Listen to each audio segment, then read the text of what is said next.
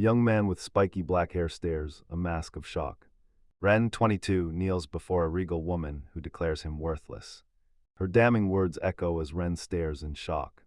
He's in a modern Japanese city at night, under rumbling elevated tracks. Sprinting down the street, Ren realizes the woman from the other world is gone. His phone buzzes, snapping him back to his boring life. A senior texts him to cover a shift, adding a cute sticker. Ren accepts the extra work, he's single anyway. He curses his luck after a black cat crossed him and a crow attacked. Late March 24th, he grabs a late meal to end his miserable day. Suddenly he spots a figure sprinting down a dark alley. A hooded purse snatcher burst past him, startling him. An old lady chases the thief into the street, screaming she's been robbed. Ren freezes, silently begging for someone to step in. He yells for the thief to stop and sprints after him. Gritting his teeth, he pushes to run his fastest. Confidence surges as he closes the gap, trusting his speed. He lunges, tackling the fleeing figure from behind. Ren bursts forward, launching a desperate final leap. A blinding white light consumes his vision as the world dissolves. Back on the grand hall floor, he kneels before the regal woman. The fat king demands Mary recheck, unable to accept the summon's uselessness. Mary obeys the king's command, her face showing zero emotion. She leans to examine Ren, who looks up, bewildered. Her eye reflects shimmering light as she locks on him. A glowing double helix rips through the air. Surprised, Mary drops a single word, king. Ren dejectedly admits he has no special skills, just painfully average. He looks up from the floor, disappointed, confused. The king rages, cursing the magic stones wasted on the summon. Mary presses him, asking if he even has hero qualifications. Eyes closed, she addresses him with a blank face. Ren asked what he was doing right before arriving here. He was chasing a purse snatcher when it happened. Mary confirms he's useless to their cause.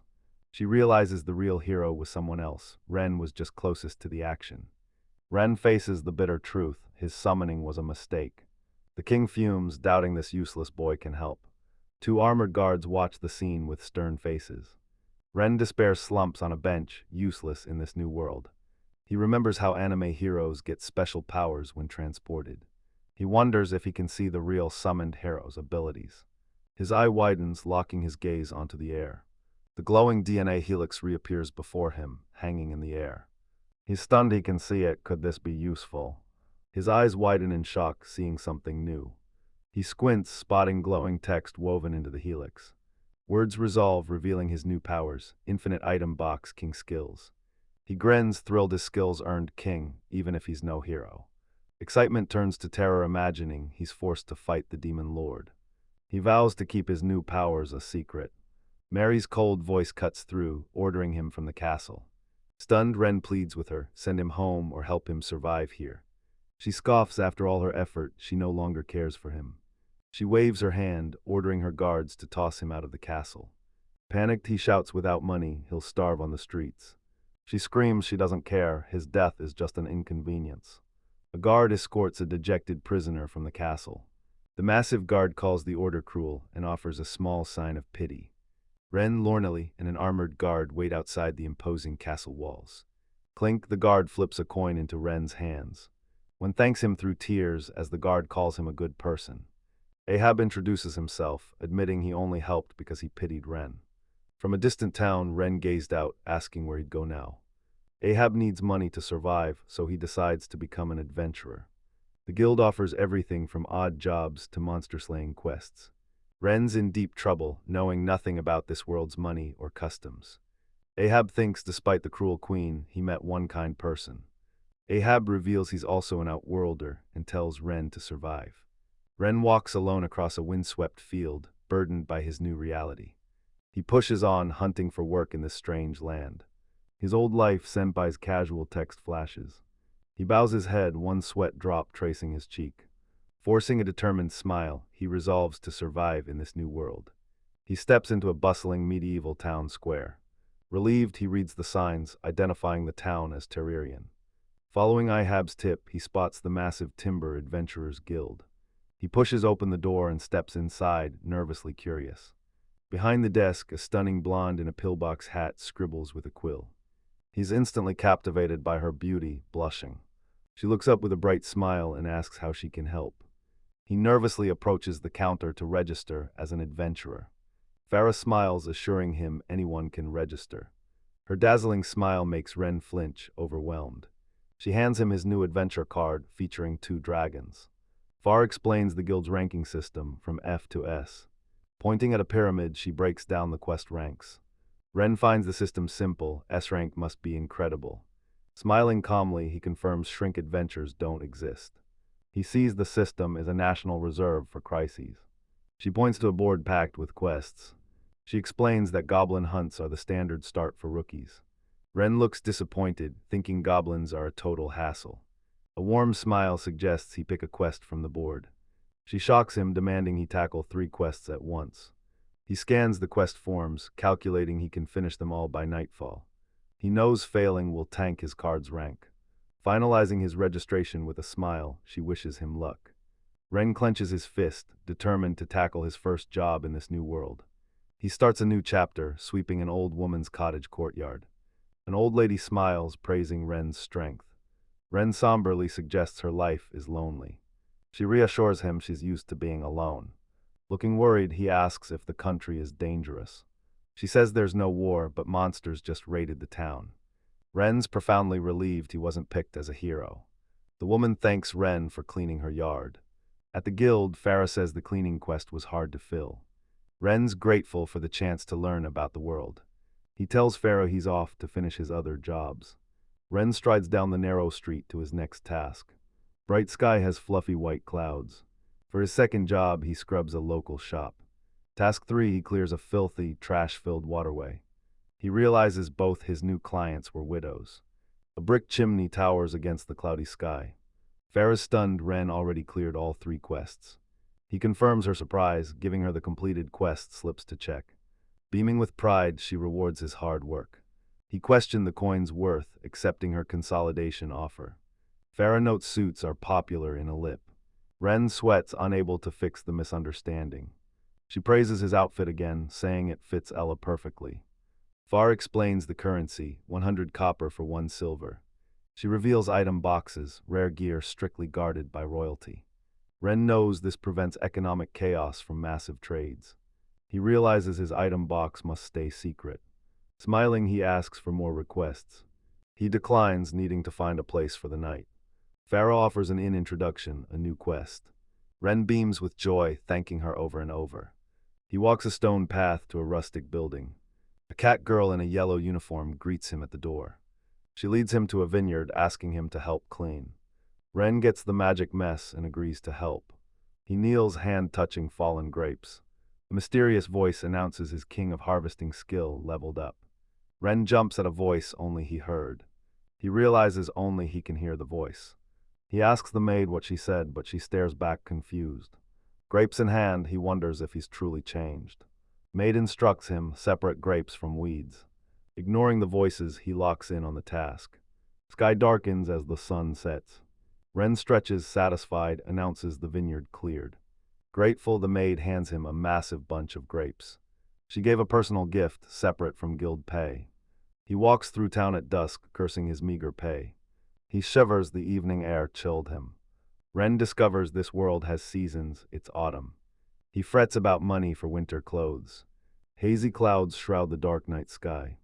He hits the dragon's bedchamber, following the Enfower's tip. He steps in, calls out, the empty tavern still prepping. A brown-haired girl spots him and shouts for her mom. A kind-eyed woman emerges, asking her daughter what she needs. Ren requests a room with 2 meals, she quotes the price. Little Ruru peeks shyly from behind her mother. Nene reveals her daughter has been lonely since her husband died. Ren sees another widowed family. Nene and Ren introduce themselves to Ruru. Nene leads him upstairs, noticing he has no luggage. Ren reveals he's only got his coins and those grapes. He admits his strange clothes aren't practical. Nene and Ruru listens as he brushes it off. Nene winks warmly, dinner's ready soon. A hearty meal of soup and bread is served. Finally alone, Ren finds peace and relief in his room. On his bed he plots, his voice mysterious. He realizes his king of harvesting skill leveled up by collecting. He remembered the item box Farah mentioned. He tests his ability, trying to activate it. He commands and a glowing wireframe cube materializes. He gapes at the endless suits of floating armor. Bren questions the many things in his box. Chapter three's cover spotlights the crystals. He's stunned by the massive amount of loot he has.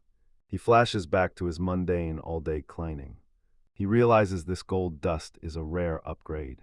He jolts, realizing his king of harvesting skill kicked in. Holding the sparkling leaf, he finally understood his unique power. His cheeks flush, imagining exciting possibilities. He envisions wealth but scraps it, too dangerous. He must find a forge for vital gear. He fiddles with the gold dust, feeling it soft. He needs the substance, feeling its texture shift.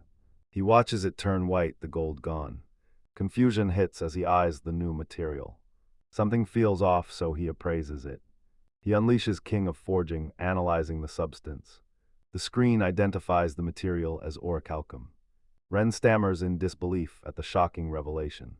His King of Forging skill definitely upgraded the metal. He converts his gold dust into orichalcum. He suits up and heads out. He opens his door, steps into the hallway. The door bursts open, revealing the main area. Light floods the main staircase from above. Roru greets him cheerfully as he heads downstairs. The innkeeper offers breakfast, but he asks if a client arrived. Innkeeper Neni gives Ren extra food for free. Strolling through town, Ren wonders why he took her generous offer. Glad he bought the compass, he's relieved his item box stays hidden. Determined, Ren enters and politely says good morning. Blonde Farah greets him, asking if he's here to clean. Ren nods, specifically seeking work at a blacksmith. A simple cleaning job is enough, but Rena insists she's fine. He'll take a cleaning job to access the forge, fees can wait. Quest form in hand, Ren steels himself for the task. He strides down the cobblestones toward a massive timber blacksmith. Ren steps inside the workshop, wary. Elena greets him, confirming his guild request. She scans him with a bored look. Her sudden presence startles Ren into yelping. Elena yells back to the old man, adventure has arrived. A burly dwarf emerges from the forge, orders Ren to clean his chimney fast. Ren's starstruck to meet a real fantasy dwarf. He struggles up the ladder, holding a long chimney brush. Atop the roof, Ren readies to scrub the stone chimney. He pauses, looking over the town below, remarks on the immense height. On the roof, he realizes he has water but no cleaner. An idea strikes him, remembering his item box. He pulls a bottle and the system identifies it as purified water. He pours it down the chimney, cheering as the grime vanishes. He furiously scrubs the chimney with his long brush. Elena below cheers his speed, dubbing him cleaning master. Impressed, the dwarf lets Ren use the forge as a reward. Elena tells Ren to get his own materials, feeling bad he used theirs. Ren beams, confirming his own materials. Gutsy scoffs at amateur forging, finding youth too rash. The old dwarf freezes, his expression shifting. He lets Ren use the forge, shocking him. Elena's grandfather instantly liked him. She's Elena, the dwarf Gutsy, her stand-in grandpa. Ren Kohinata introduces himself, asking to just be called Ren. Elena and Gutsy are stunned by the spotless forge. Gutsy hands Ren his son's hammer, asking if it's okay. He says a tool should be used, not gather dust. Ren thanks Elena and hits the workshop. He dumps his bag, glittering metal clatters onto the anvil. Ilana gasps, recognizing the orichalcum, and Ren sheepishly admits it. Let's look at the original. Ilana is shocked, identifying the metal as orichalcum. Tongs forge glowing, otherworldly metal on the anvil. The metal blazes as raw power shapes it. He realizes his king of forging power enhances metal. Gutsy and Elena watch, stunned by the process. The finished blade radiates a magnificent, blinding light. Gutsy grips the blade, stunned by the orichalcum's raw power. He pressed Ren for the rare materials source, needing his own supply. He won't just take it, but he'll pay off any future rent fines. Elena panics they can't afford it. Gutsy sees priceless potential. He realizes this priceless metal was born from literal junk. He offers his remaining orichalcum as a gift.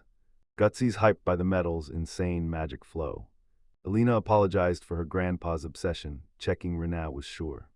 She calls Ran kind but refuses the gift. Instead, she offers to enchant his gear to fight monsters. Ren smiles bashfully, agreeing he needs armor for quests. Ilana winks, telling Ren she'll pick his new armor herself. Ren dons his sleek black and red adventurer armor. In his room, he vows to clean hard to repay their kindness. Ruru, the innkeeper's daughter, startles him by suddenly asking what's for dinner. Ren charges down the inn stairs in his impressive gear. He peers from the stairs into the dining hall. His eyes widen seeing the inn packed with customers. The inn buzzes as adventurers feast. Nene spots Ren and calls out with a smile. Catgirl Ariel says his ale was a massive hit. Ren realizes the ale makes the inn popular, so he negotiates for more. This is his chance to repay Nene's kindness. Next morning, Ariel calls for Ren outside the inn. She thanks him for coming and makes her request. Ren explains how his grapes became popular ale. Ariel says customers are now swarming the inn. She asked him to officially supply their popular grapes. Renegris handles the supplies and paperwork. Cut to the arched doorway of the inn. Ren suggests tasting the ale to confirm quality for the deal. Nanny nods, letting Ariel confirm the taste. Ariel sips her mug, looking strictly professional.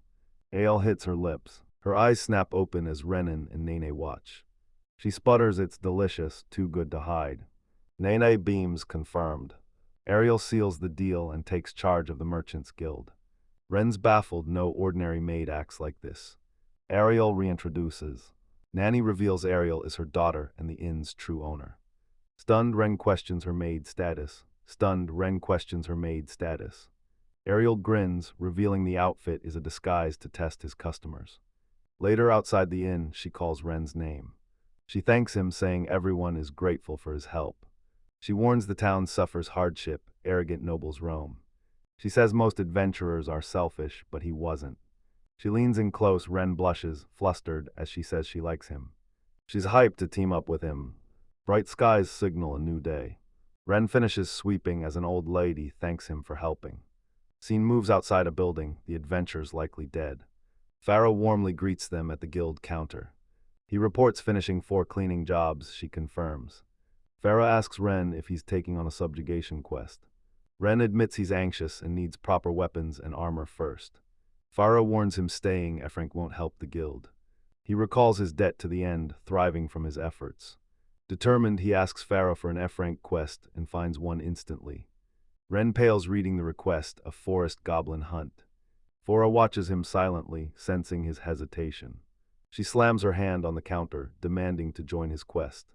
Ren's stunned. Why is a guild receptionist on a subjugation mission? Smiling, she reveals she's an adventurer and tells him to wait. He stares at the counter, stunned by her sudden words. Fairy merges now in practical armor, sword at hip. When sees her transformation, he's star-struck. She looks awesome. Entering the woods, Pharaoh warns, goblins are tricky, they use fire. She insists her Oriclechum short sword is more than enough. They creep through the dense, sun-dappled forest, watchful. Pharaoh spots 2 goblins guarding the cave entrance. 2 goblins snarl, baring sharp teeth at the cave mouth. Hiding in the brush, Ren doubts they can handle 2 enemies this early. A desperate cry rips through Starling Run's dark woods. A massive orc bursts out, dragging a girl by her hair. Shocked, they identify the creature's subspecies, realizing it captured a female adventurer. She realizes they've found a deadly orc and goblin nest. Farah takes point, ordering Ren to cover her. Ren gasps at the blur of her charge. Farah slams the York, telling Ren to push forward. Orcs drag prey to their lairs, so they must move fast. Monsters eating gave them surprise. They plunge into the cavern's dark maw. They cross a wide cavern, rocky walls tower. Peeking around the corner, they spot goblins waiting inside. Cautiously peeks around a rock, sees goblins ahead. They find the goblins paralyzed on the ground by darts. Always carry paralysis potions, it's Dungeoneering 101. She orders Ren to finish the helpless creatures. He grits his teeth, knowing it's a necessary evil of adventuring. Steeling himself, he guts a paralyzed goblin. He painfully grunts, struggling with the grim task. Faraglance asks to keep going, but she looks worried. Ren nods, wipes sweat, and urges her to save the captive. They push deeper into the cavern, purpose renewed. They hit a dead end where another buff orc guards a cage. Fora checks her pouch. She has 1 paralysis potion dose left. She spots the pile of bodies and knows time, running out. She readies her potion for the first enemy she spots. Muscular orc crouches before the crude cage, guarding its prisoner. A cloaked figure steps from the shadows, startling them. Farah curses spots the goblin mage and leaps to attack. The goblin mage chants, hands erupting with dark energy. Rock and shrapnel explode from the ground right in front of them. Ren screams as the powerful spell rocks the cave. Lands hard, cursing her mistake as things get dire. Ren steps forward, yelling, "Leave it to me, I'll dig." He slams his hands on the ground, unleashing his king of prospecting skill. He slams his blade down, shattering the cavern floor. Ground collapses beneath the mage, swallowing him whole. Ferris is shocked, asking how he digs so easily. Dust settles, two adventurers stay alert. The captured adventurers' terrified faces flash through their minds. A powerful new orc steps forward, shattering the standoff. A massive muscular orc appears, overwhelming all. It unleashes a powerful roar, its force twisting the air. The sonic blast staggers far, revealing a massive creature. Title page: Ren and Farah face the monstrous work. The orc's roar blasts Farah back, screaming in pain. Ren screams her name in panic, watching her struggle from the side. He lunges from cover, cloak billowing behind him. Shouting, he plunges his dagger deep into the orc's arm. Blood erupts as the monster reels from the blade. Ren lands, asks the rescued animal-eared girl, "You all right?" He hands over the rescued woman as the orc closes in. Rescued girl thanks Ren, still recovering days later. Enraged orc grabs Farah, crushing her torso. Ren screams her name in horror as she's squeezed. He lunges forward, dagger ready for a lethal strike. His blade slashes orc's exposed side. Farah stares, her face frozen in shock. Violent energy obliterates the orc's head. Ren stares at his blade, shocked by its raw power. The orc dissolves into light particles. Farah wonders what weapon could obliterate a monster like this. Ren plays it off as a lucky orc-like shot. Forrest heads back to town, sensing Ren's hiding something. She tells Ren she'll lead the woman to her end. She's certain his adventurer rank is about to skyrocket. Ren beams, thanking Farah for the help. Night covers the town, leaving only one window glowing. Ren examines his glowing wireframe item box. He marvels at the fresh loot pile inside. His Loot King skill automatically grabs every drop. He grabs a piece of war from the pile to inspect it. He spots Mithril, shocked by his skill's power. He realizes his power can even reshape crude goblin weapons. He discovers his Forging King skill limits normal item upgrades. Plan ready, he hits Gatsu's shop with his haul. Next day he reaches a grand timber building. Cheerful Gatsu greets Ren, asking how to help. Ren tells the shop he has something to sell. Stunned Ren has Mithril, Gatsu asks how much. He urges Ren to sell the bulk at the Merchants Guild. Elena briefs Ren on market prices, warning not to sell bulk to shops. Ren snaps too, realizing he nearly wrecked the world's entire distribution network. Following her advice, he nears the imposing Merchants Guild. A stern guild official at the counter looks up, demands his business. Ren hesitates, then offers his goods for sale. The official stares him down, unimpressed, eyes narrowed. He mocks Ren's status, sneering that he's clearly no merchant or elite adventurer.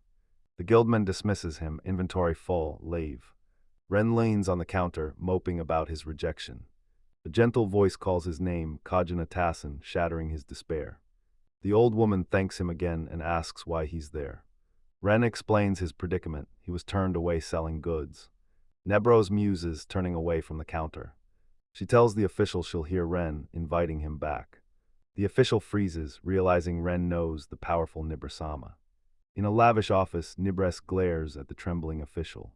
Smiling, she scolds him to treat every visitor with respect. The terrified official stammers, "Yes, sir," to her chiding. Nibers turns to Ren on the sofa and apologizes for the rude welcome. Brennan's sister's fine, he admits he was forward too. She smiles, telling him she knows firsthand he's a good person. Nibis asks about odd jobs demanding pay. Pleasantries over, Nibbers gets straight to business. She adjusts her glasses, appraising his Mithril's high quality. She counts 30 pieces and sends them to the guild's rear. Ren is stunned she named a price without even seeing the total. Nibbler reassures them, promising to confirm later but trusting him completely. She introduces herself as Alvo Nibris, the guild master. Ren watches the courtyard swarm with carts and workers. He thinks a cart would be useful to enchant his item box. Determined, he realizes he finally has the cash to buy one. A woman on a cart says it greatly expands movement range. Ren eyes the sky, deciding to stay in town longer. The camera sweeps over the town's charming timber-framed streets. Back at the inn, the owner tells him a guest is waiting. Ren greets, asking about the visitor. The twin-tailed girl he saved waves and thanks him. She returns the cloak he lent her, deeply thanking him for his aid. Ren recognizes her, the adventurer he saved from the orc cave. She thanks him again, wondering what would have happened if he hadn't saved her. She grimly reveals a mutated orc ambushed her. Ren understands, relieved she escaped safely. Nervous but hopeful, she asks him to join her party. Ren, surprised, blurts out "party" in shock. She leans in, eyes gleaming, asking if he hates the idea. She calls it a great offer, especially with his item box skill. Flustered, Ren declines, saying he's not looking for a party yet. His vague refusal sparks a hilarious misunderstanding about his old companion's bust. Ren frantically denies this, explaining he can't reveal his secrets. She asks if he's refusing because of his insane sword skills. Flustered, Ren swears he's never even swung a sword. She disagrees, reminding him he smashed the orch's head and weapon. He credits the sword's power and rejects her offer for now. Disappointed, she postpones her request for today. The waitress brings food, killing the awkward tension. Ren, speechless, sweat on his cheek, reeling from the intense encounter. The girl energetically introduces herself as Wendy, demanding he call her that. Ren stammers a shy greeting, stunned by her boldness. Mouth full, Wendy insists she's coming along. Night falls, she considers moving into his inn. Next morning, Wendy and Lulu wake a groggy Ren, kicking off Chapter 6. Quiet dawn breaks over the town's cobblestone streets and buildings. Wendy smiles, tells Red to drop his guard, she's staying. Ren sits up, wary and confused by her relentless persistence. He echoes her words with a resigned smile. Cut to the inn's dining hall, sturdy wooden beams and furniture. Ren finds sharing a table with her painfully awkward. Wendy wonders why he won't sit elsewhere if he's uncomfortable. The innkeeper serves food, telling Ren and Wendy to eat up. She teases Ren why the sour face. The innkeeper laughs, calling Wendy cute to lighten the mood. Wendy and Lulu cheerfully agree, Wendy convinced the innkeeper understood. Ren eats in silence, hiding his powerful king of forging skill. Finished, he says he's climbing and leaves the inn. Wendy looks bewildered, food halfway to her mouth. At the Adventurers Guild, Farah welcomes Ren from behind the counter. Ren asks about their last adventure as she sits outside. He says Wendy thanked him, then invited him to her party. Urza listens, promising to handle Wendy if she acts up. Ren rejects her offer, insisting he can handle it alone. Farah asks if he's back to clean, and he says yes. He drops the plan, merchant deliveries first, then cleaning duty. Forrest thanks him for the help and wishes him luck. In an alley, Ren's first priority, get a horse cart. The innkeeper stands by a horse and covered wagon in the stable yard. The restless horse makes Ren awkwardly admit he's never handled one. Wendy pops up, cheerfully asking why he isn't getting on. Ren admits he's never handled horses or carts. Wendy's eyes spark with a determined grin, she's got a plan. Leaping onto the cart, she offers her skills to help and join the party. Leaping onto the cart, she offers her skills to help and join the party. Ren-s impressed, muttering that her power is incredible. Wendy questioned his fears, vowing to handle any issues. She vows to handle his card and reveal her true power. Ren admits hiring Wendy beats a total stranger. Wendy beams with joy, realizing he finally accepted her proposal. She throws her arms up, yelling yes in delight. Smiles, realizes she's not bad and trustworthy. Wendy takes the reins, racing the cart toward the Merchants Guild. An aproned woman warmly greets Ren at a large gate. Ren greets Nyberson, finally delivering her long-awaited goods. Ren gapes at the crate packed with platinum ingots. Nicholas explains the generous payment is an investment in future profits. Moved, Ren thanks her for believing in him. Nicholas drops formality, invites him back to clean soon. Walking through town, the people's kindness fills Ren with hope for his new life.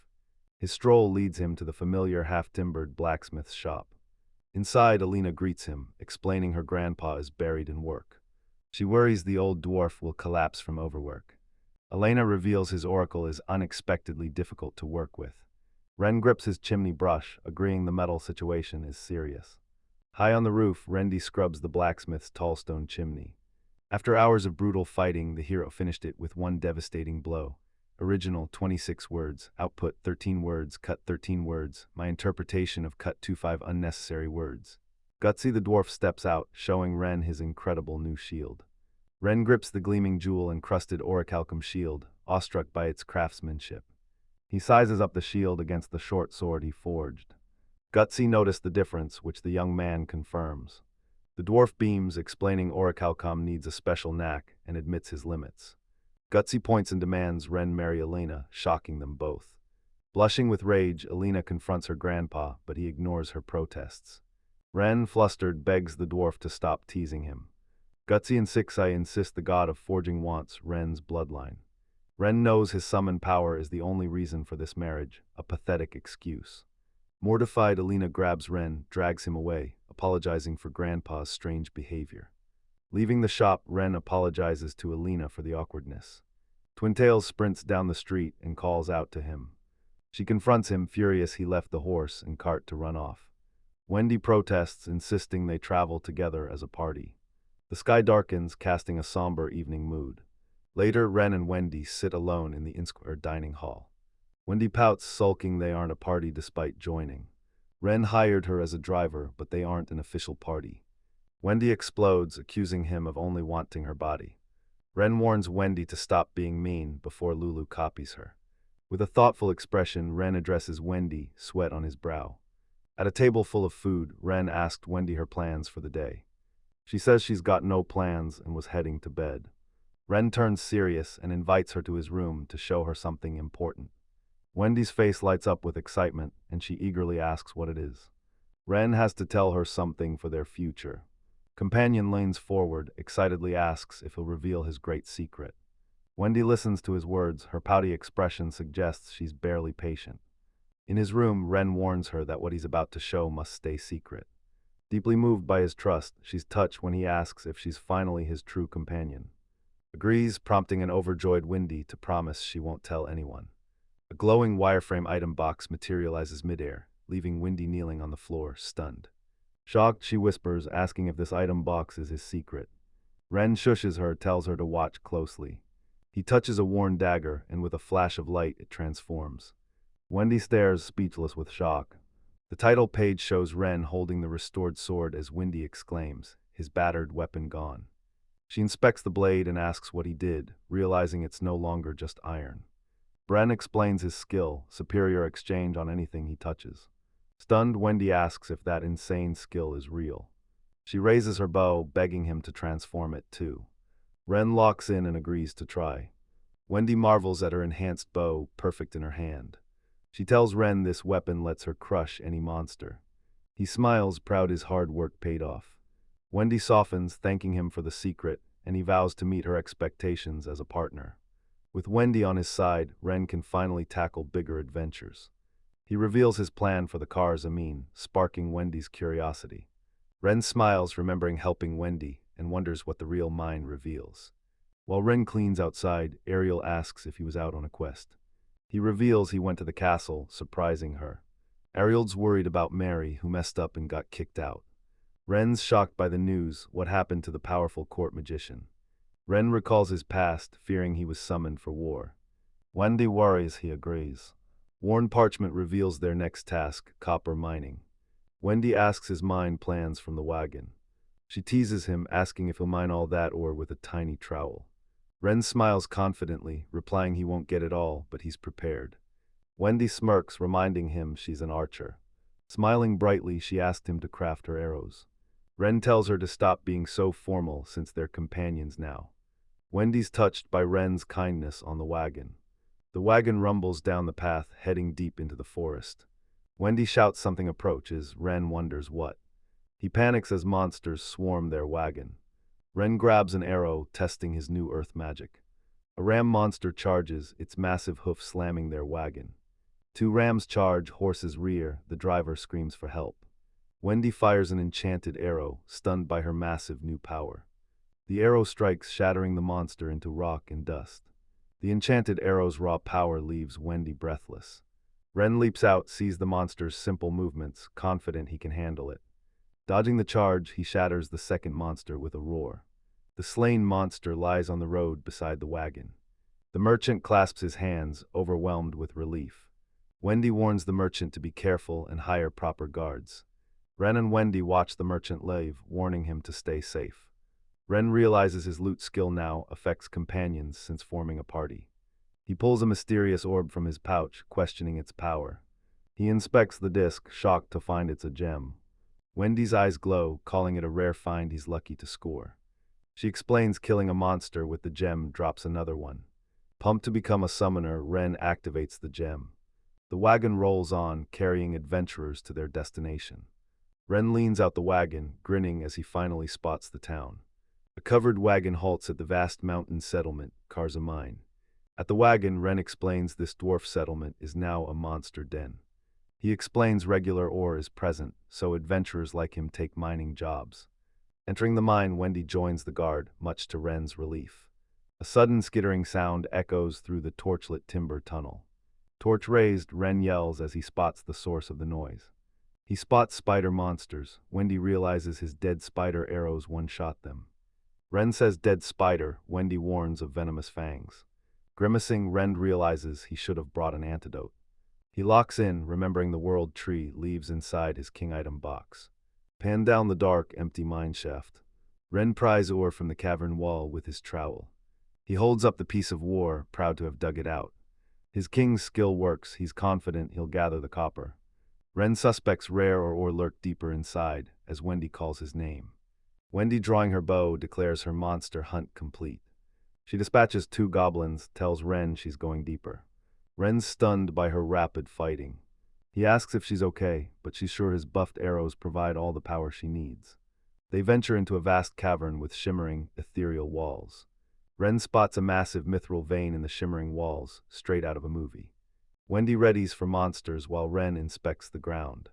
His gloved hand snatches a small orb from the crystals. He grabs the strange object, inspecting it in the shadows. He identifies the small, smooth gem. A system appears, identifying the golem gem in his hand. Gripping the gem, Ren suspects an ancient golem lies buried here. Wendy calls out, and they both realize the danger they've walked into. They enter a massive web-choked cavern swarming with skeletal spiders. Wendy spots a massive swarm, a mixed nest of all ranks. She hesitates, her special arrow could work, but questions the strategy. Ren thinks digging here is worrisome, but trusts his good hands. It hits him he has a plan. He reveals his plan for the new gem, and Wendy asks for the details. Ren whispers his strategy to Wendy, who listens intently. Wendy readies her bow and tells Ren to start the plan. Renegris faces the spider nest, determined.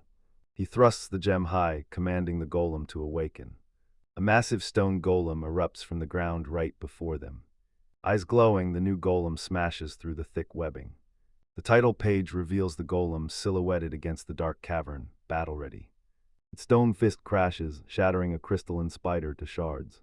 Another spider's many eyes widen, stunned by the golem's power. The Ren-marked golem faces another monster spider. Ren spots the venom, and Wendy confirms she's his only hope. The golem smashes another spider, punching its fist through the shell. Too dangerous to approach, Ren knows his collected materials are useful. He grabs the flint and sulfur from his bag to mix with charcoal. Shouting for Wendy, he hurls the bomb at the spider. Wendy yells, striking the glowing projectile with her staff. The impact ignites a fiery explosion deep in the cavern. Ren shouts in triumph as their combo lands perfectly. Powerful shockwaves sent several giant spiders flying. Ren's grin instantly turns to pure shock. Wendy warns him stay alert, some creatures are still alive. An unseen force smashes another spider's head. The golem Ren keeps punching through another spider's head. Vertical shots reveal the cavern's total ruin. Amidst carnage, golem Ren stands victorious, Ren watching in the wind. Ren stares in shock as the golem wipes out every foe. Wendy cheers the golem, patting pleased Ren's shoulder. The golem flexes its stone arm in response.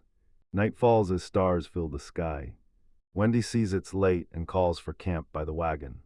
Ren reflects on the spider gems, his skill drops rare items easily. He makes the dead spider stand guard the night. By the fire, Wendy calls Ren incredible, and he asks why. He can process items and summon powerful beings like a master. Wen thanks her as Wendy celebrates skipping night watch duty. He admits rotating watch with a temporary party is a total pain. Wendy playfully teases him, "You really think that?" The scene cuts to the sky. Morning breaks clear. Glem Renren hauls their covered wagon across the field. From the driver's seat, Wendy asked Ren why Jim's monsters obey him. The wagon presses on. Ren replies he gave no specific orders. Blushing, Wendy asks him for a personal favor. The golem hauls the wagon toward a massive walled city. Wendy jumps up in the driver's seat, shouting, "I see the town." The golem reports no signs of the monsters previously on the road. Path clear, Ren suggests taking it slow, heading back to the city. The golem pulls the wagon across the field. Inside the wagon, Ren fuses his collected spider gems together. He examines a unique dagger, knowing he can't synthesize high-level items. He tries combining them anyway, despite assuming it's impossible. A system alert pops up. His king of forging skill just leveled up. Shocked, he shouts his skill just leveled up. He taps materials again, wondering if this new development means what he thinks. He realizes he can combine items, but likely no special effects. A smile spreads across his face, considering the new possibilities this creates. From the driver's seat, Wendy yells, "Town in sight." Ren warns the golem draws too much attention, leaving her crushed. Approaching the gate, a guard yells for them to halt. Two soldiers find Ren at night. The king summons him to the castle. The sudden command leaves Ren and Wendy speechless. Wendy interrupts, demanding what they're doing to Ren. The knight coldly tells her she's not needed. His orders are for rent alone. Guards drag him off as Wendy screams his name. Knights march a dazed Ren through the gates toward the castle. Blonde woman with glasses emerges, coolly greeting Ren, "Long time no see." Dazed, Ren suddenly realizes he's in prison. Mary confronts him, her sharp glare exposing his lies. Stunned by her bluntness, Ren freezes as sweat beads on his temple. Mary strides across the grassy field towards Ren, held captive by two guards. Looming over him, she furiously demands his secret power. Hub suggests Mary rent inside the castle for now. She spots a group far off, hesitation flickering in her eyes. Agreeing with Ahub, Mary regains composure and orders guards to bring Ren. The castle's massive stone towers loom under a cloudy sky. In the dark dungeon, Mary coldly tells Ren this cell is his new room. Through the bars, she offers freedom if he tells the truth. The cell door clangs shut, Ren shocked behind bars. Slumped against the wall, Ren seethes with resentment, blaming himself for his imprisonment. He knows confessing his true ability won't release him. He flashes back to finding gold dust and valuables by cleaning. Ren knows the king and nobles would exploit him, wondering how Mary knew. He wonders if a cleaning client noticed something off about him. He wonders if Latina and Nibra's kind faces revealed his secret. Clutching his head, he hates himself for suspecting the people who helped him. Next cell asks for food. Ren spins around, shocked to find another prisoner nearby. Next cell over, a shaggy, white-haired man, cynical. The title page shows two prisoners trapped in separate cells. Ren offers bread. Luckily, he stored some in his item box. The man accepts, says Ren's good, then asks why he's in prison. He sees Mary's terror. Ren insists he did nothing wrong. Biting his bread, the man realizes Ren's situation is complicated. Ren asks the man his reason, and he tells his story. He was branded a deserter after fleeing a monster stampede. Ren's shocked, recalling Niflis's monster attack warning. He peers through the bars, asking if everyone's safe. He wanted to protect the town, but many fell. Guilt hits Ren. Could he have changed the outcome? Ren solemnly assures his cellmate the town is safe. Lufus introduces himself, and Ren politely returns the gesture. Through the bars, Ren reveals his item box, his escape. He stays low and trains to avoid a scene. The dark corridor reveals their separate cells. Prisoners recount Ren's golem fight inside a spider swarm. Lufus cuts him off, whispering someone's coming. A cloaked figure strides down the stone hall. Glasses woman taunts Ren, asking if he's had a change of heart. She tells him to quit, claiming he'll confess everything before his meal arrives. Ren watches her, troubled, sweat on his temple. She exposes the king's plan to analyze and enslave him. Leaving, she warns him to confess fast for his own sake. Ren offers his cellmate bread, asking if he's hungry. He bites down, not worried, just furious at the injustice. From next door, Lufus asks why Ren won't escape. Ren fears innocent people like his friend, I will get hurt. He worries about trouble for his friends. Dark, moody clouds outside reflect the tension. Oppressive iron bars tower over the prison cells. Lufus wonders, another visitor at the prison. The heavy gate down the hall creaks open. Horned Len and long-haired Latina burst into the entryway. Ren shouts, shocked and relieved to see his friends. Bowserhead apologizes for leaking his location to Mary. Shocked, Ren asked how she ended up talking to Mary. She says Mary called about Ren's rising reputation. Latina never imagined Mary would act so drastically against him. Len, hearing enough, understands and faces Ren. He tells Ren to leave the rescue to his allies. When questions if it's right for guards to get involved, Len forced Ren to wait 2 more days in his cell for the plan. Holding his bread, Rena reassures them he has food, warns them to be careful. Len spots the magic bag, shocking his cat-eared ally. Len knew the story of the abandoned Verdun apostle. Ren helps. Len tells imprisoned Ren the town worries about him. Ren sheepishly admits his massive mess and the worry he caused. His crew secures the supplies, returning to strike in 2 days. Len finalizes the plan, secure a key, then return. Suddenly, a rescuer screams in wide-eyed shock. Effortlessly bends an iron bar, feigning surprise at his impossible strength. He reveals the power Mary saw, vowing to fix the bar. The key is useless, and his friends wonder if they're even needed. Ren already planned his escape, but feared putting everyone in danger. He thanks them for their support. Their presence gives him courage. His allies headed back, warning him to hide the damage. Plan set, the 2 rescuers turn and head down the prison corridor. Once they're gone, Ren's cellmate Rufus must come. Ren turns, shocked by the desperate plea. Rufus is sick of rotting in the cell alone. He lifts his bandaged stump, revealing he quit adventuring after losing it. Tired of his past, he seizes Ren's escape as his chance. Ren hands his cellmate a vial and tells him to drink. Ornate bottle holds a drop of the world tree, a legendary healing elixir. Rufus instantly drinks the miraculous liquid from the vial.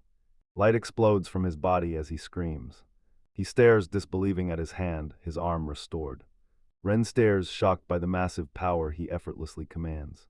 After escaping with Rufus, Ren must leave Terry Allen. He keeps running, involving few in his trouble. Tense silence consumes the prison over time. 2 days later, the prison break begins. Latina and Len rush down the corridor, shouting Ren's name, alarmed. Ren looks up, stunned as they burst in. Following the plan, Latina grips the bars, ready to use her strength. The lock shatters as she stumbles into the cell. Ren apologizes to a startled Wendy, explaining his skill made it brittle. Lentils tries to rush, but Ren refuses to leave his friend behind. From the adjacent cell's shadows, blonde Rufus emerges, ready to leave. Len asks if Rufus is the deserter, but Rufus shuts him down. Determined, Rufus vows this time's different, he'll repay Ren. Brent grins, agreeing they should escape together. Grumbling, Lensex ignores Ren, urges them on. The new team charges through the castle. They run past the castle walls into town. Guards spot the escape and shout at Ahab, demanding to know where he's going. Len shouts to Ren, carriage waits at the gate. 2 women on horseback cut them off, stopping them cold. Old Nebros and Mary play innocent, claiming their horses need water. Ren stares in shock, recognizing Nibbers from the guild. Furious Mary gallops on her white horse, orders them to halt. Nahar knows they can't outrun Mary's horse. The Dorfin suddenly appears, claiming her hammer and frying pan slipped. The commotion spooks Mary's horse, which violently rears. Mary glares at the townspeople, glasses crooked and face pure fury. She screams treason for defying the king, but the dwarf shuts her up. The crowd surrounds her, accusing corruption, demanding prisoner release. Ren stares, floored by the town's sudden, unified support. Escaping, Ren yells he'll never forget their kindness. Beyond Terry Iron's gates, their new journey unfolds. Latina Bowser apologized to Ren for causing this mess. Ren brushes off her apology, fearing for the townspeople they abandoned. Determined, Latina vows to handle the aftermath and confront the corrupt king. Len exposes Laetana as the fallen kingdom's princess. Ren's stunned, realizing the incredible status of his companion. Ahab cheerfully joins them on their journey, surprising Ren. Ahab reveals his travel dreams and sees potential in Ren. Len rushes everyone into the wagon for a quick escape. Ren peeks in the wagon, surprised someone's there. He spots the white-haired adventurer Alina and gasps her name. Elna blushes, admitting she forced her way in to help Bren. Ren's a blushing mess after her direct kindness. Watching from afar, Nibris smirks at Ren's popularity. In the carriage, Ren asks Farah why she's tagging along. Far claims it's a coincidence, but twists reality for himself. He clutches his cloak, heart heavy, as he remembers his companions. Memories flash through his mind, vast journey landscapes. He remembers contemplating by the Iraqi riverbank. He remembers Latina and Rufus laughing after a good catch. A warm memory flashes of him and a blonde boy sharing a close bond. Memories paint a tight-knit group, contrasting his current failings. The wagon rolls on, revealing the walled city of Aaron Rice. Cloudy skies loom nearing their destination. Len reveals Terran was once a single nation ruled by brothers. Ren knows they're headed for Aaron Rice City. The wagon rattles down toward the massive gates. Forrest Tretches dramatically arrives, ready for business. She heads straight for the Adventurers Guild. Rufus goes to the tavern. Leitano wants to shop. The Gaiety Knight hits a tavern to unwind after guard duty. Ren rallies them, urging them to wait to find an end together. He and Forrest spot a man bullying a small girl in the city square. Cars cruelly smiles, demanding a debt for his generosity. The little girl pleads her father's illness, but Cars demands a surcharge. He offers predatory help to settle her difference. Ren screams for the man to stop and lunges forward. Cars shock Asfara. Does she know the child? He narrows his eyes, curious yet annoyed by the interruption. Farah stares, calm yet firm, preparing to confront him. She doesn't know the girl, but sees she's being intimidated. Challenged, they demand details of the legit contract. Cars strokes his chin, eyeing him with a calculating smirk. The girl explains she borrowed big money for her father. Farah demanded the exact loan amount. Cars says the daily portion is 10 gold, but the girl claims 8. Farah reaches out, ready to pay the debt. Cars praises her actions, but notes she's not from town. Farah pays the debt, demanding Cars leave the girl alone. He walks away, sneering her reckless charity will ruin her. Ren is stunned by Farah's bold, decisive generosity. The girl asks if she's okay and identifies the man who just left. Cars seized her father's debt, but she vows to repay Farah. Forrest Miles only paid because she couldn't stand the sight of Cars. Little girl's eyes tear up, thinking Farah's so cool. Farah introduces herself and asks the girl's name. Len insists they stay at her family's inn as thanks. Farah accepts the offer, smiling knowingly at Ren. They arrive at a massive building, Len's family home. Len bursts in, happily shouting to her dad that she's back. Heinz greets her warmly, then spots the two strangers. The inn's window overlooks the quiet cobblestone street. Heinz welcomes the duo, forever grateful they saved his daughter's life. He apologizes for the hospitality, gesturing to his prosthetic leg. Goated Knight eyes the massive building, wondering how they're broke. Heinz's face darkens, recounting their tragic story. He had Fana clean the entryway while he talks.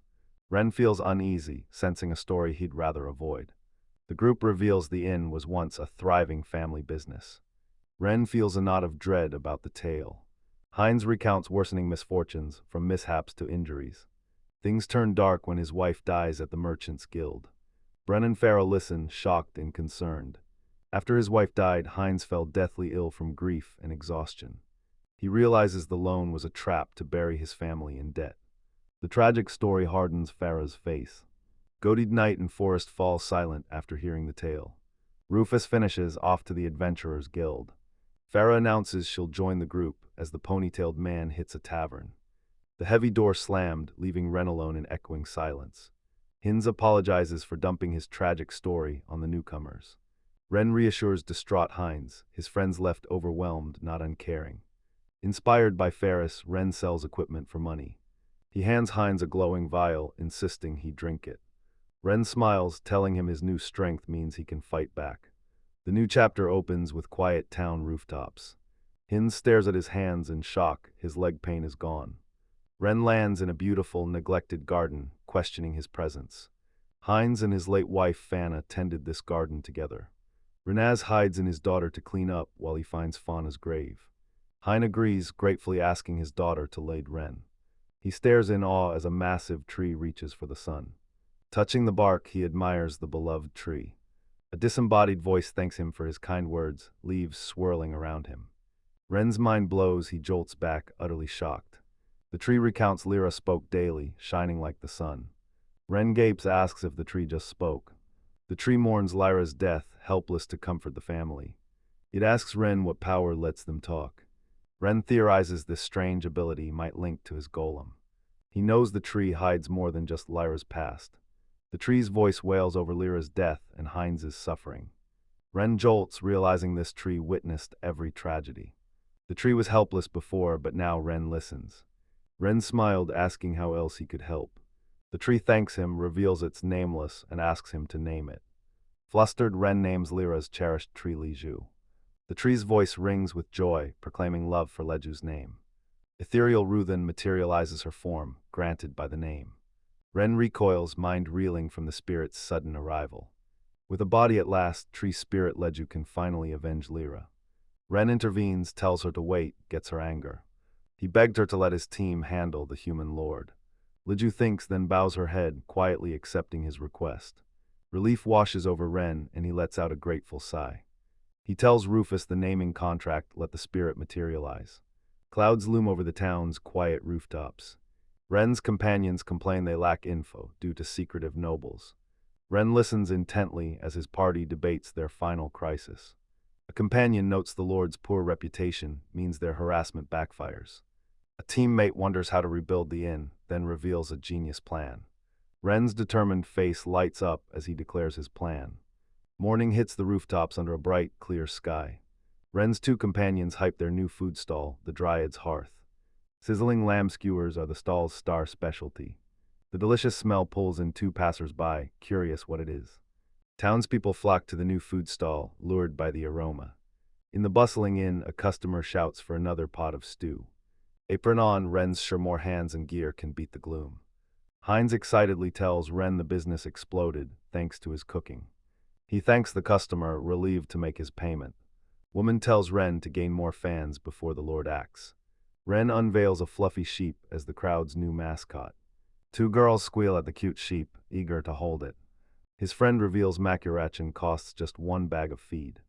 A sheep mascot for a lamb shop, audacious but effective. In the rowdy inn, a patron orders 2 more lamb skewers. Days later, the town still thrives under clear skies. Happy customers pack the shop, keeping the energy high and bustling. A grand mustached nobleman bursts into the inn. Ren and Heinz are stunned to recognize him as her old Collins. The Earl adjusts his tie, revealed as the rumored local lord. Patrons stare as his presence silences the room. Heinz nervously submits monthly taxes. Oral confirms it's just in time. Collins critically eyes the bustling town, noting its prosperity. A woman tells Ren their efforts brought this success. Collins scoffs, finally agreeing to try their specialty. Ren hands him their steaming signature lamb stew. The Earl sneers at the stew, calling it peasant trash. He takes a spoonful, a close-up on him bringing it to his lips. His eyes fly open in shock, declaring fine ingredients demand change. His composure shatters as he yells how delicious the stew tastes. He's doubling their taxes, horrifying Ren and Heinz. Collins sneers at them, asking for complaints about his decision. He coldly states the rich must carry the town's burden. Ren slams the unfair tax hike on Heinz. He stands firm, refusing to work for the Earl as an adventurer. Collins eyes the female workers, wondering how they'll survive. The cat girl and her friend flinch, gripped by terror. An aproned man watches from the counter, spoon clutched tight. A blonde warns Collins to drop the demands and use the guild. Collins huffily agrees to leave, waving his bill. Ren and the woman watch him leave, faces tense with worry.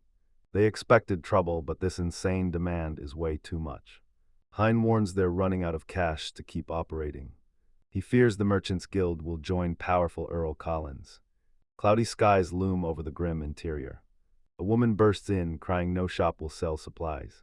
Horrified, Ren realizes they're blacklisted by the town's merchants.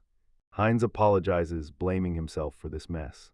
Renry reassures him, asking why his group even came to town. Heinz was forced to buy from merchants, but now they know. Heinz's daughter watches, crying out for her father. Ren realizes the merchants aren't under the Earl's direct control. He declares he's off to the Adventurers Guild, and a companion asks his plan. Ren smirks, ready to clean up the town. We open on a massive, sun-drenched cornfield. Ren kneels in the field, happily whistling while cleaning. Ren's role expands as helping locals stuffs his item box. In the field, he senses a suspicious group watching. Rustling trees confirm his gut feeling. An old woman thanks Ren, warning of nearby monsters. Two goblins burst from the cornfield. Ren orders the woman behind his summoned golem. One brutal swing and the golem crushes the creatures. Old woman admires golem's hat as Ren vows to protect town. His companion Wendy announces she finished her request upon his return. She returns and Ren tosses her the mithril spider souvenir. The serene lady appears, her task complete. Lead playfully dubs Ren summoner who loves to clean. Flustered Ren protests, but she says everyone calls him that now. He's proud, thinking he's finally a proper adventurer. The old woman yells, snapping him back to reality and his work. Ren admires and his golem eyed the fantastical cornfield. Ren and Leju return to town, finding even more ruins. He eyes the mess, another ideal cleaning project. Leju spots the harassment, but Ren insists on cleaning it himself. At a gate, a woman apologizes, unable to clean up. Ren reassures her the inn thrives, restoring an apple from its core. He grins, glad to help as Heinz's cooking draws a crowd. Heinz clenches his fist, swearing to work harder. Peaceful, sturdy town buildings.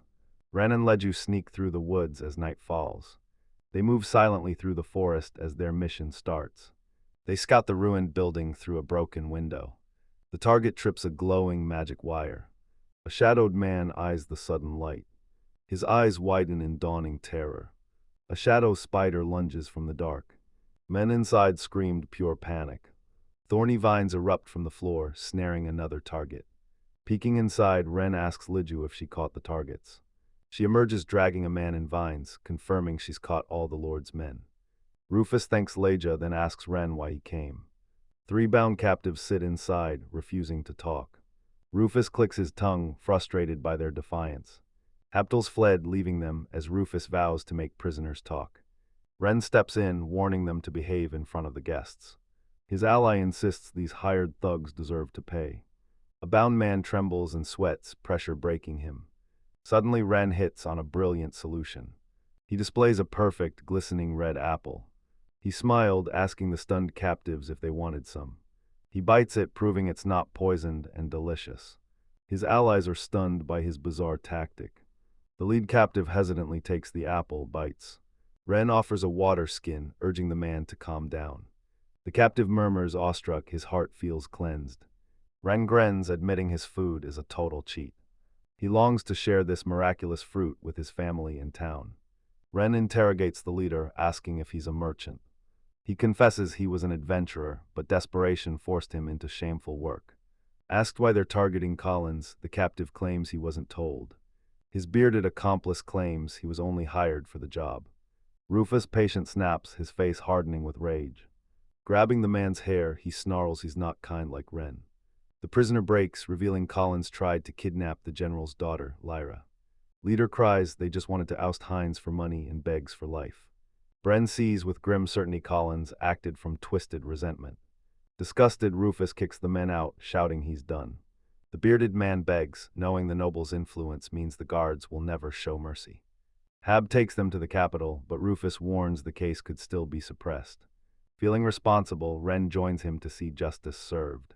Rufus stops him, sternly warning openly using his powers endangers him and others. A wagon tears down the cobblestones, kicking up dust in the dark. Next morning, sun bathes the peaceful timber-framed town street. Ren and his three girls huddle at the table, locked in discussion. Farah relays a harassment rumor, noting the guild is powerless against nobles. Waiting for Rufus' report, Ren starts planning their next specialty dish. Leju and Elena playfully tease Ren, he's a fine wife. Outside, a shopkeeper yells, selling fresh treats to the crowd. Days later, Ren finds the doorway buried under heavy wreckage. The mess is clear, the bullying is back and more brutal than ever. Kneeling in debris, fixing things should help, but something feels off. An ornate bottle of demon blood materializes in his inventory. Forrest in the doorway greets Ren, asking if he's leaving. Farah notices his grim look, so he reveals the demon blood found in the trash. Surprised, Farah questioned what a demon is. She warns that powerful demons hate humans, so why is one here? The trash pile reappears. Someone theorizes a powerful person wounded a demon. Local monsters are just weak dead spiders, far too puny for this. A fluffy white spider with large innocent eyes pounces lovingly at Farah. Far holds the poisoned spider as Rent smiles, noting its attachment to her. Ren says the spider expands their tactics and asks her to stay close. Smiling warmly, she cradled the spider, amazed she befriended a monster. A guard calls out to Farah, time to depart for guild business. Farah leaves to find recruits, telling Ren to stay safe. Ren watches her go, contemplating the demon race's mystery, hoping for peace. Night falls, plunging the town into darkness. Ren is shaken awake by a hand on his back. Leeds woke a groggy Ren and ordered him outside immediately. Chapter title page shows Ren sleeping peacefully in a rustic room before disturbance. Ren stumbles out of the house in simple clothes, rubbing his eyes. He recoils in shock at the sight on the ground. A young, red-haired girl with horns lies unconscious on the cold cobblestones. Leju kneels in horror, realizing she's an injured daemon. Close up, a heavy, ruin-etched slave collar clasps the unconscious girl's neck. Ren comforts the broken victim, reframing their slavery for another sig. Mary smirks, recalling how she explained the slave system to Ren. Ren holds a small unconscious girl, spots the cruel slave collar. Fauna reveals powerful demons are controlled by cruel collars. Ahab appears, apologizes for the commotion, dismisses concern. To avoid a scene, Ahab scoops the girl and ducks inside. Looking up, he mocks the chaos they've caused. Inside, Ahab warns that unjust slavery is illegal here. Girl lies unconscious. He notes many still trample the law. Her valuable demon horn broke, columns discarded her. Shocked, angry, Ren's mind screams, discarded. Fist clenching, his face hardens with resolve. Determined, Render declares he's taking the girl in. Ahab smirked, expecting nothing less from Ren. He warns the collar's magically trapped, only the master can remove it. He rages at the cruelty toward the small child. An idea strikes him to use his blacksmithing skill. Ahab's impressed by his ingenuity, calling Ren amazing. He suggests repairing her horn, not removing the collar. Ren knows reinforcing the horn with mithril could restore her energy. He places a hand on her head, ready. He realizes with horror that demon horns are prized hunting materials. People hunt demons for their parts. He pulls out a mithril ingot, and it glows in his hand.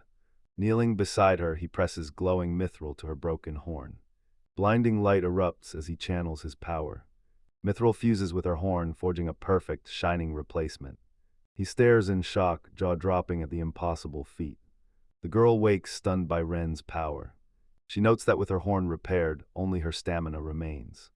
Ren offers her a vial. World Tree Sap heals instantly. She desperately gulps the precious liquid. Instant healing, she cradles her head as the world focuses. Her clear eyes show lingering terror.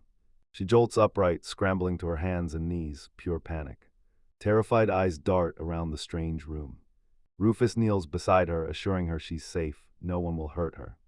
Elena suddenly realizes the girl can't speak. Rufus says young demons aren't taught language or common sense. He asks Ren what happened, and she recalls being ambushed and lured into a trap.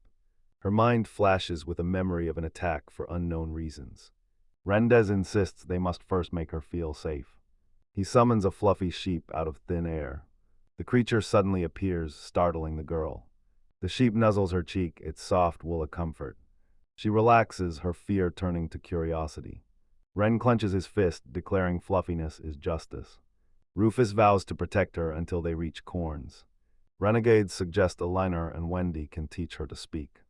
She hugs the sheep while Red notes it's a constant summon. Sunny day outside the inn. Bren steps onto the street, wielding a broomstaff. He sees no trash, wonders if she cleaned. City guards in full plate shout at him. The lead guard says Corns reported a stolen slave. Corn suspects Heinz is the culprit. Ren realizes from a joke it's the girl. The guard asks for the slave's traits, noting she's a young demon. Guards reveal her horn was snapped and she was stolen right at the end. Rufus steps up, coolly claiming he's never seen a broken-horned demon. The stubborn lead guard insists on investigating until the very end. Rufus signals the guards to search inside. 3 guards clank into the inn. They find her at the window table, horn perfectly intact. The guard notes she's a demon, yet has fine horns and no collar. Ren watches Rufus by the guard. Rufus explains the girl is his sister's companion under his care. Convinced, the lead guard says he understands. Rufus warns the guard, town fears demons, she's staying inside. He slips the guard a bribe and he takes it. The guard realizes she doesn't match the report and isn't the target. Matter settled, the guards leave the inn. Rufus turns and asks Ren for a favor, catching him off guard. The cleaning made Ren a trusted face in town.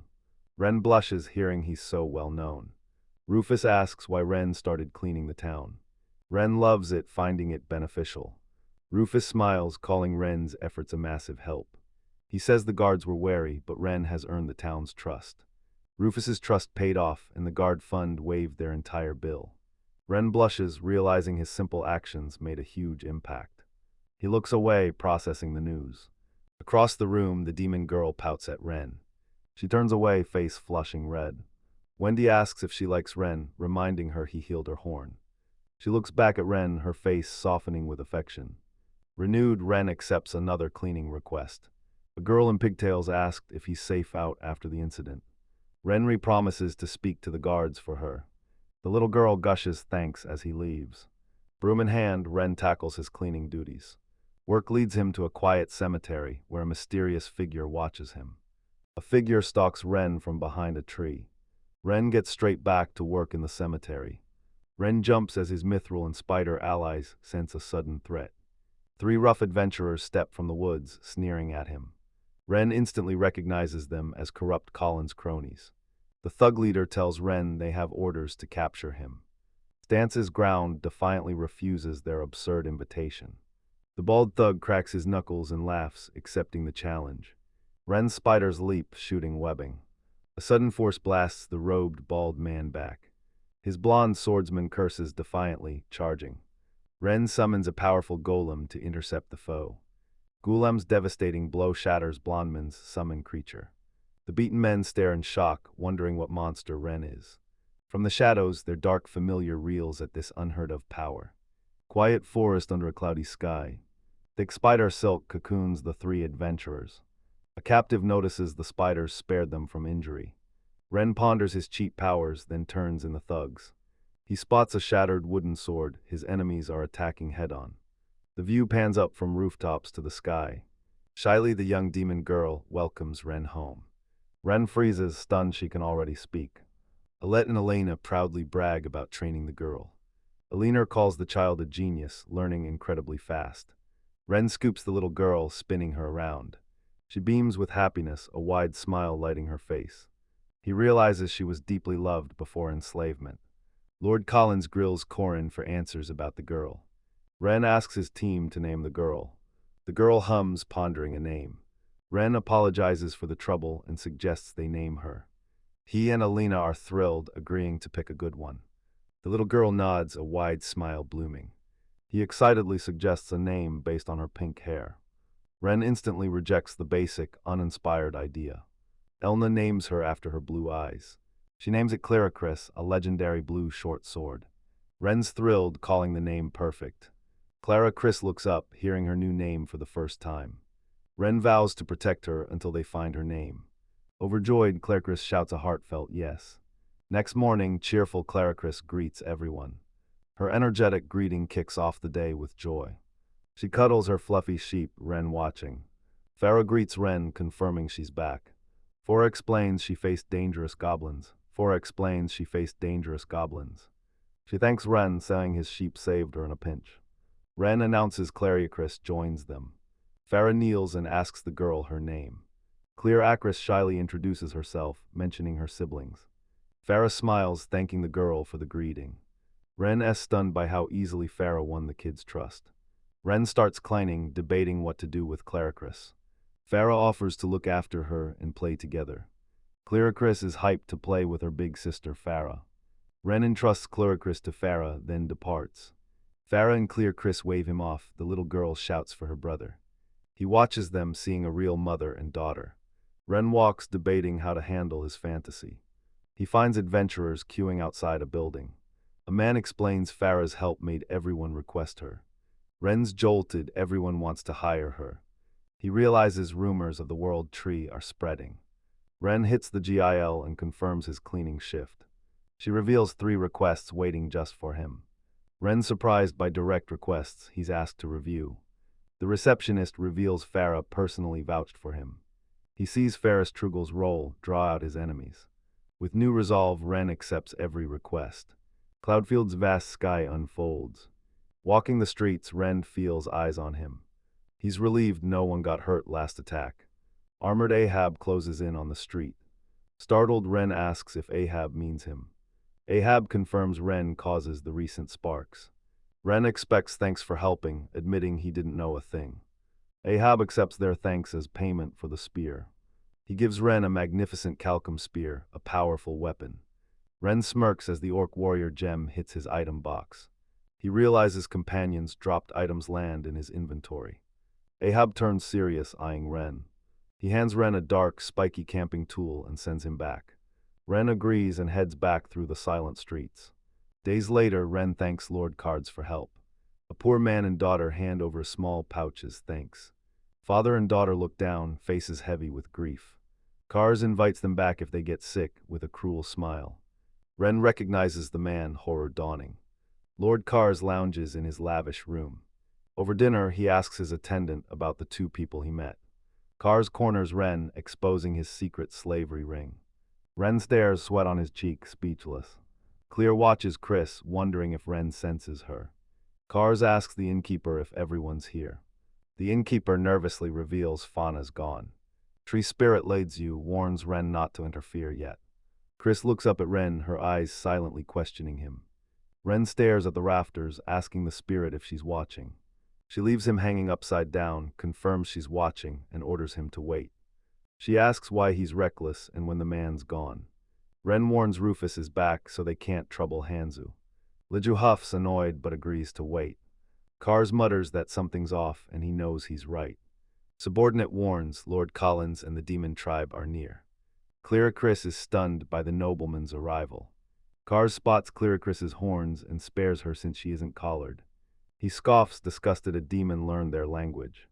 Priest Ahab, disgusted, shouts she's filthy. The reddish-brown-haired girl lets out a faint cry. A hand seizes her shoulder. Ren asks Chris what she's doing as she slams her fist down. Ahab watches the scene, stern and weary. Collins insults the demon tribe, and his ally backs him up. Ahab explains he couldn't pay his 20-coin debt. Hinz nervously hands over a pouch of cash. Collins and his companion are shocked by the full amount in the pouch. Payment confirmed, Hines asks if they're done.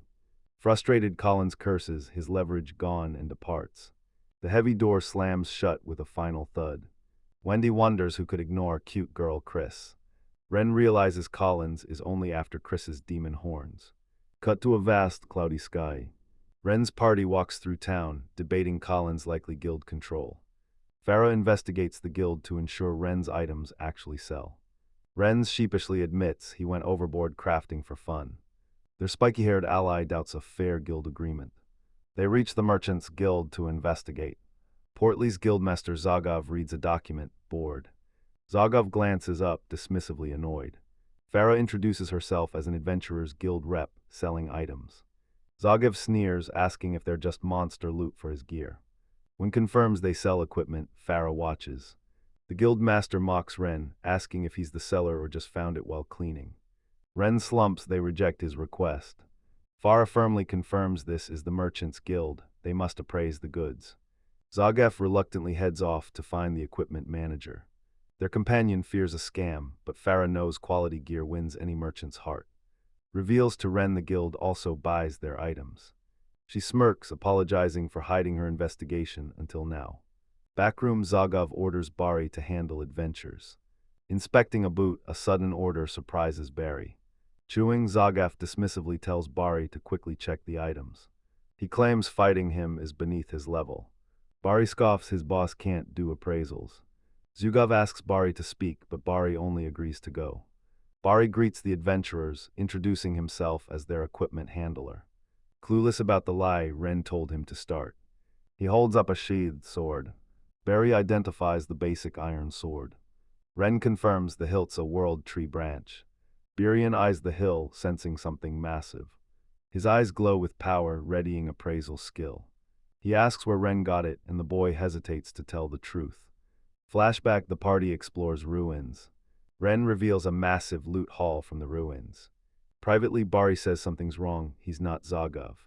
Ren's flustered, so Bari suggests a private room to talk. Bari reveals the rooms magically soundproofed for secrets. He assures no one can hear their private business talk. Farah watches something huge unfold. Bari halts the deal, he needs to talk first. He reveals Guildmaster Zagav's a fraud who drove out true appraisers, now a puppet for Count Corintz.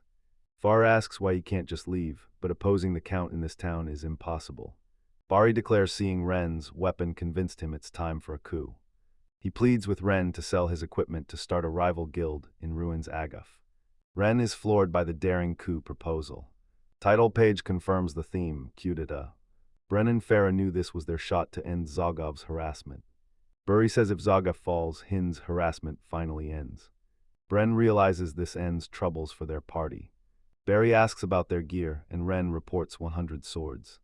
Barry apologizes he can only afford a down payment now. Far's shocked to find rare platinum coins instead of gold. Exiting the guild, Ren figures it's all on Bari. Ren jolts as a carriage rumbles toward him. They stare at the rare, opulent carriage. Farah spots the noble's carriage, her face hardening. She stands alone, watching it approach with concern. Inside the carriage, Heinz reels in shock. The carriage vanishes behind an iron gate. Heinz enters the grand manor. Count Corns welcomes Giselle to the party. Corns gives Gazelle a room until evening. Gazelle's sorry Heinz arrived early. Corns asks why he's arrived so early. Heinz blurts he saw his runaway fiancée in town. He asks if the Count knows Farah, a blonde adventurer. Corns repeats the description, a plan forms as he recalls her face. A calculating glint flashes in the Count's eye. He offers the ecstatic hyenas his help. Grinning wickedly, the Count invites Farah to the party. Ren's confused by a party invite. A messenger delivers a private invitation to renowned Farah. Wendy's hyped, asking if it's just them and begging to join. Rufus grumbles it's no game, but clearly a trap. Ren and Farah weigh the invitation's danger. Farah refuses to run and fights back instead. The party attendant welcomes Ren and Farah. The attendant bows to Rink and Nada. Ren's mesmerized by Ferris's beauty. He blushes, shouts she's beautiful. Farah blushes at his compliment as he sheepishly apologizes. She steadies herself, muttering to stay alert. Entering the ballroom, she warns him, don't drop your guard. They enter the glittering ballroom, swarming with guests. Count Corintz welcomes guests, tells them to enjoy. The Count startles Ren and Fair. The Count approaches, welcoming them to his party and remarking on the beautiful woman. Inside the ballroom, a man in white yells his name in shock. Mid-bite, Farah startles, whispers the man's name, frozen in disbelief. Confused, Ren asks Farah if she knows the man. Count Corintz introduces Gazelle, the second strongest knight in air and land. Giselle grabs Farah's arm, demanding where she's been. Farah snarls, unhand me. Wincing, he asks if they're still companions. Farah snaps the forced engagement is over. He's shocked Farah had a fiancé. Count Corintz calls it a fateful reunion, demands an instant wedding. Ren, Farah, and Giselle recoil in horrified disbelief. Farah calls the idea ridiculous and storms off, ordering Giseldo to stop.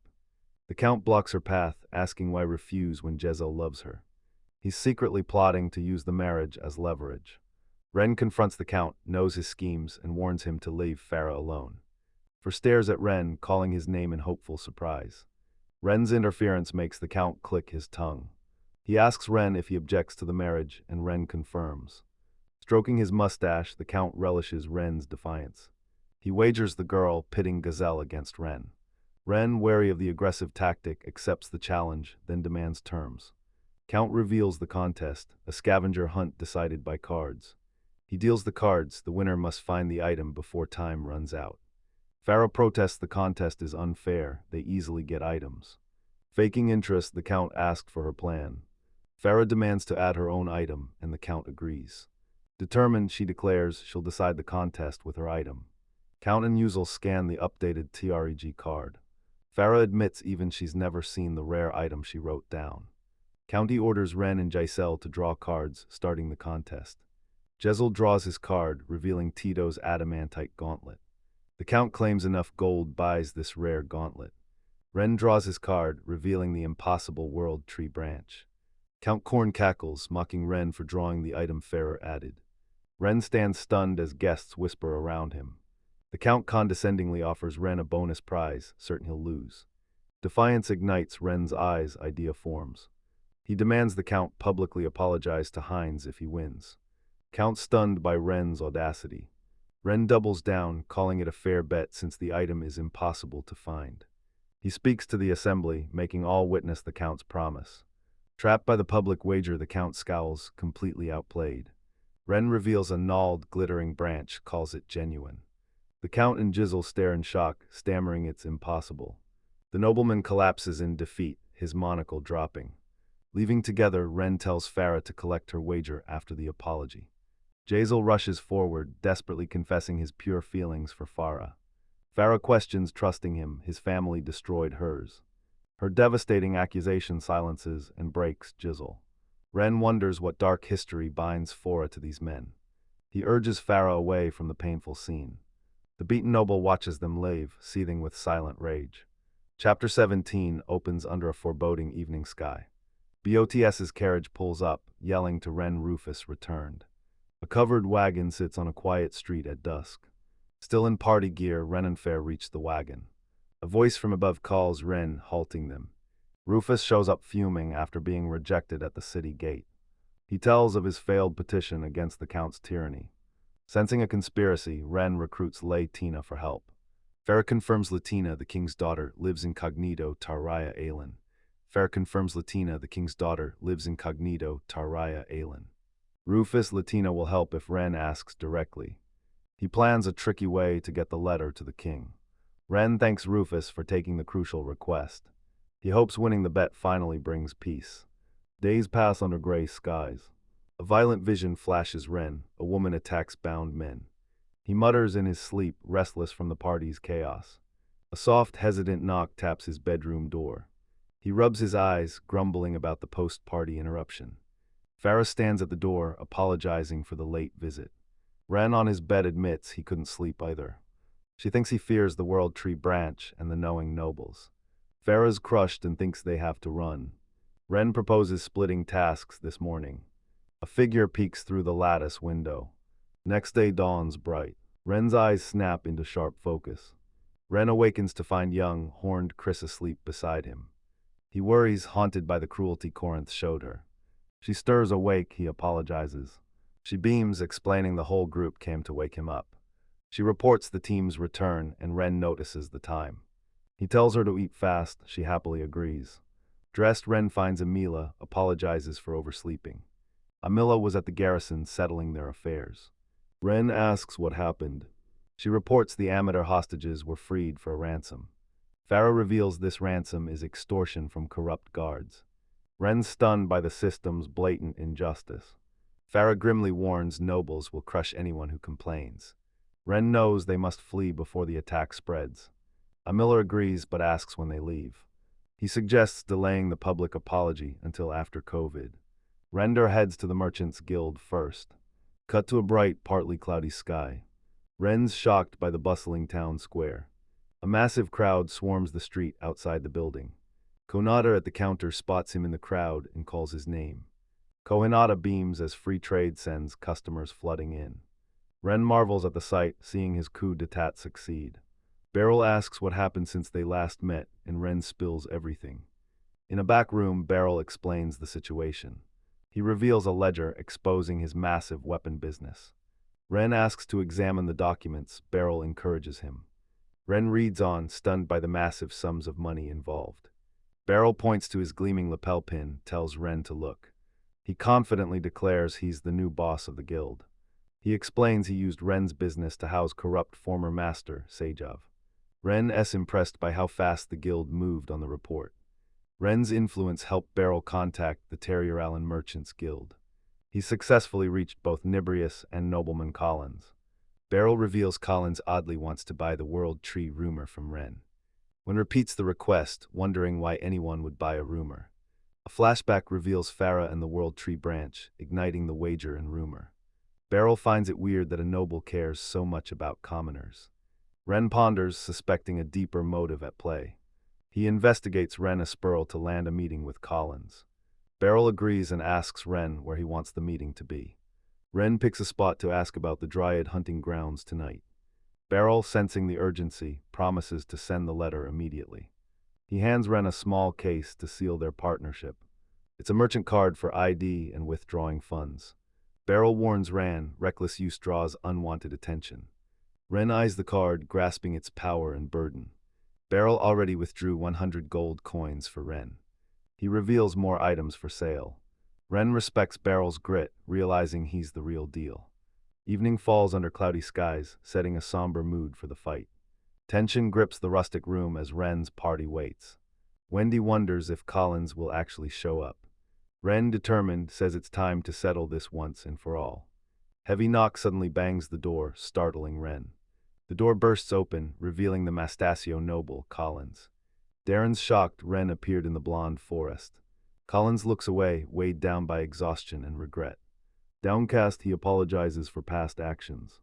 Farah steps forward, demanding why he's apologizing. Wendy snaps that words aren't enough to atone for his crimes. Collins admits he rigged the guild to set Ren up. Innkeeper Hines erupts, screaming Collins caused his beloved Leela's death. Stunned by the accusation, Collins asks if she's sick. Grieving, Hines grabs Collins' collar, blaming him for her fatal stress. Collins shouts he offered to support her and make her his wife. Runs between the men, demanding they calm down. Still seething, Hines backs off as Ren steps in. Ren demands the full story, a defeated Collins explains. Leela's illness needed massive funding, but she proudly rejected Collins' offer. Hines scoffs at the story, shouting he can't believe it. Ren pressed Collins, demanding how he knew about her illness. Collins reveals a renowned monkey knew diagnosed her condition. Monk startles Ren, suddenly realizes the truth. Chapter title shows Collins lamenting Leela's expensive but affordable treatment. Ren intended to cure her, questioning why a monk demanded money. Collins curses the world's greed, muttering that Leela would have been happy with him. Disgusted by his self-pity, Wendy calls him a scumbag. Sweat drips down Collins' face as he struggles with overwhelming emotions. He drops to his knees, begging for the world tree trap to atone. Hines and Wendy gasp at his desperate plea. Ren asks if the trap is worth losing the truth. Collins looks up, desperate, unable to even consider that now. He reveals his motive: he must save his best friend's dying daughter. Ren clenches his fist, remembering Collins' disregard for Clara Crisp. Crisp steps forward, asking Collins if he notices anything about her. Collins stares. Prejudice shows, labeling her a demon child. Ren's gaze hardens, knowing Collins is lying. Closing his eyes, he sells the trap to the liar. He has one question for Collins. Collins looks up, hope flickering. Rendel's ultimatum: Collins must abandon his Earl title. The question shocks the room, silencing Hines and Wendy instantly.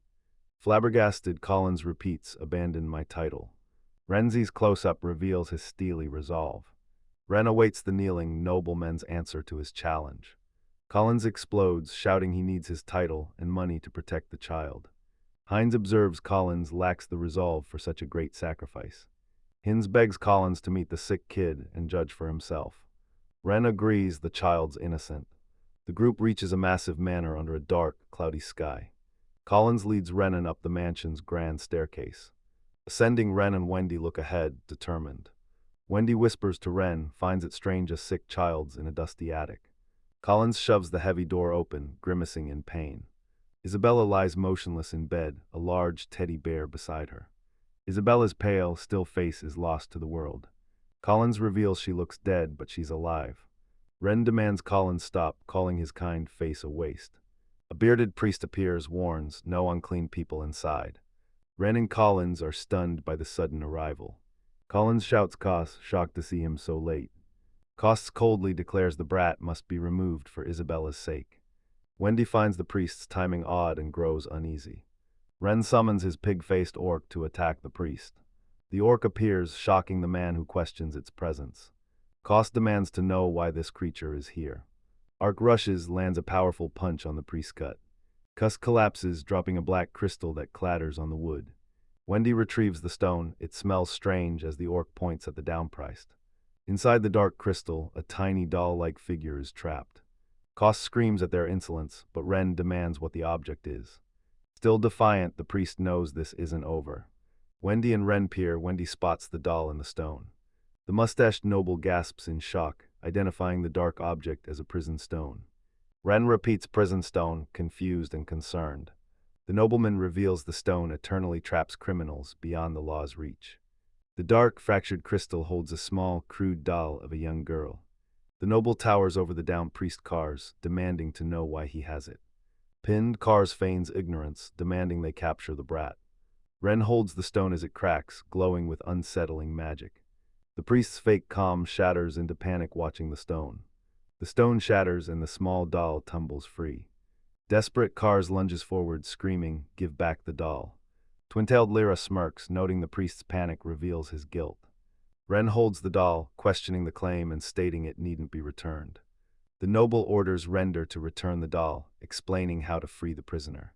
He reveals a rumor, retrieving the doll is impossible, yet holy water breaks the curse. Ren hatches a plan to purify the cursed doll with holy water. Ren holds a vial over the doll, its proximity makes it smoke and dissolve. The priest gasps, horrified by the doll's reaction to the purifier. Kars lunges forward frantically, while Ren tells him to wait. Oksun, the pig-faced companion, grunts and slams into the charging priest. Kars erupts with light roaring out orc. The orc snatches the magic blast, the energy crackling harmlessly in his palm. Kars stares disbelieving, his powerful light magic easily neutralized. Oksun slams the priest against the wall, overwhelming him with raw power. Brent grins, relieved he gave Oksun the upgraded gear. The noise wakes Isabella and she groans, finally stirring from her cursed sleep. The noble rushes to her side, shouting her name as she weakly calls him Lord. Defeated priest Kars clenches his furious fist, questioning his downfall. Lyra confronts him, demanding why his prison stone held Isabella's doll. The noble remembers Kars diagnosed Leila's mysterious illness. Pinned to the floor, he denies all knowledge, his face defiant. Ren realizes the priest was just a pawn Collins used to extort money. He hands the cursed doll to the nobleman, advising him to give it to Isabella for now. The noble takes the doll, his face twisting from confusion to disgust as the truth hits him.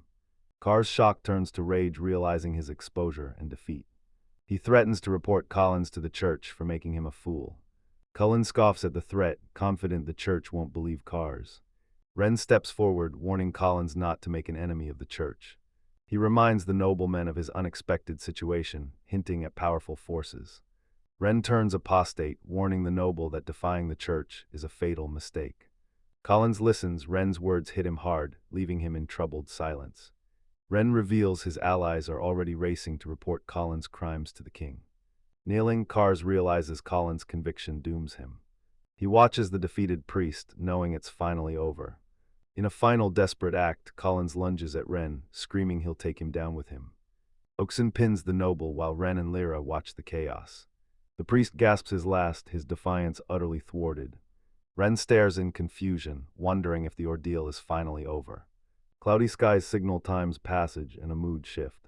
We sweep across the rooftops into a brand new town. Lyra's relieved the new Tyrialan lord arrived to lead. Ren reflects Collins had reasons, but his actions went too far. Crisis over, Lyra asks Ren for their next move. Local hate has faded, but Ren admits they've made a powerful enemy of the church. Blonde Kyle reveals the problem. The church put a bounty on their heads. Wendy orders them to move, grab Chris's parents, and find a new home. Kyle announces his return to Tyrialan. An obligation awaits him there.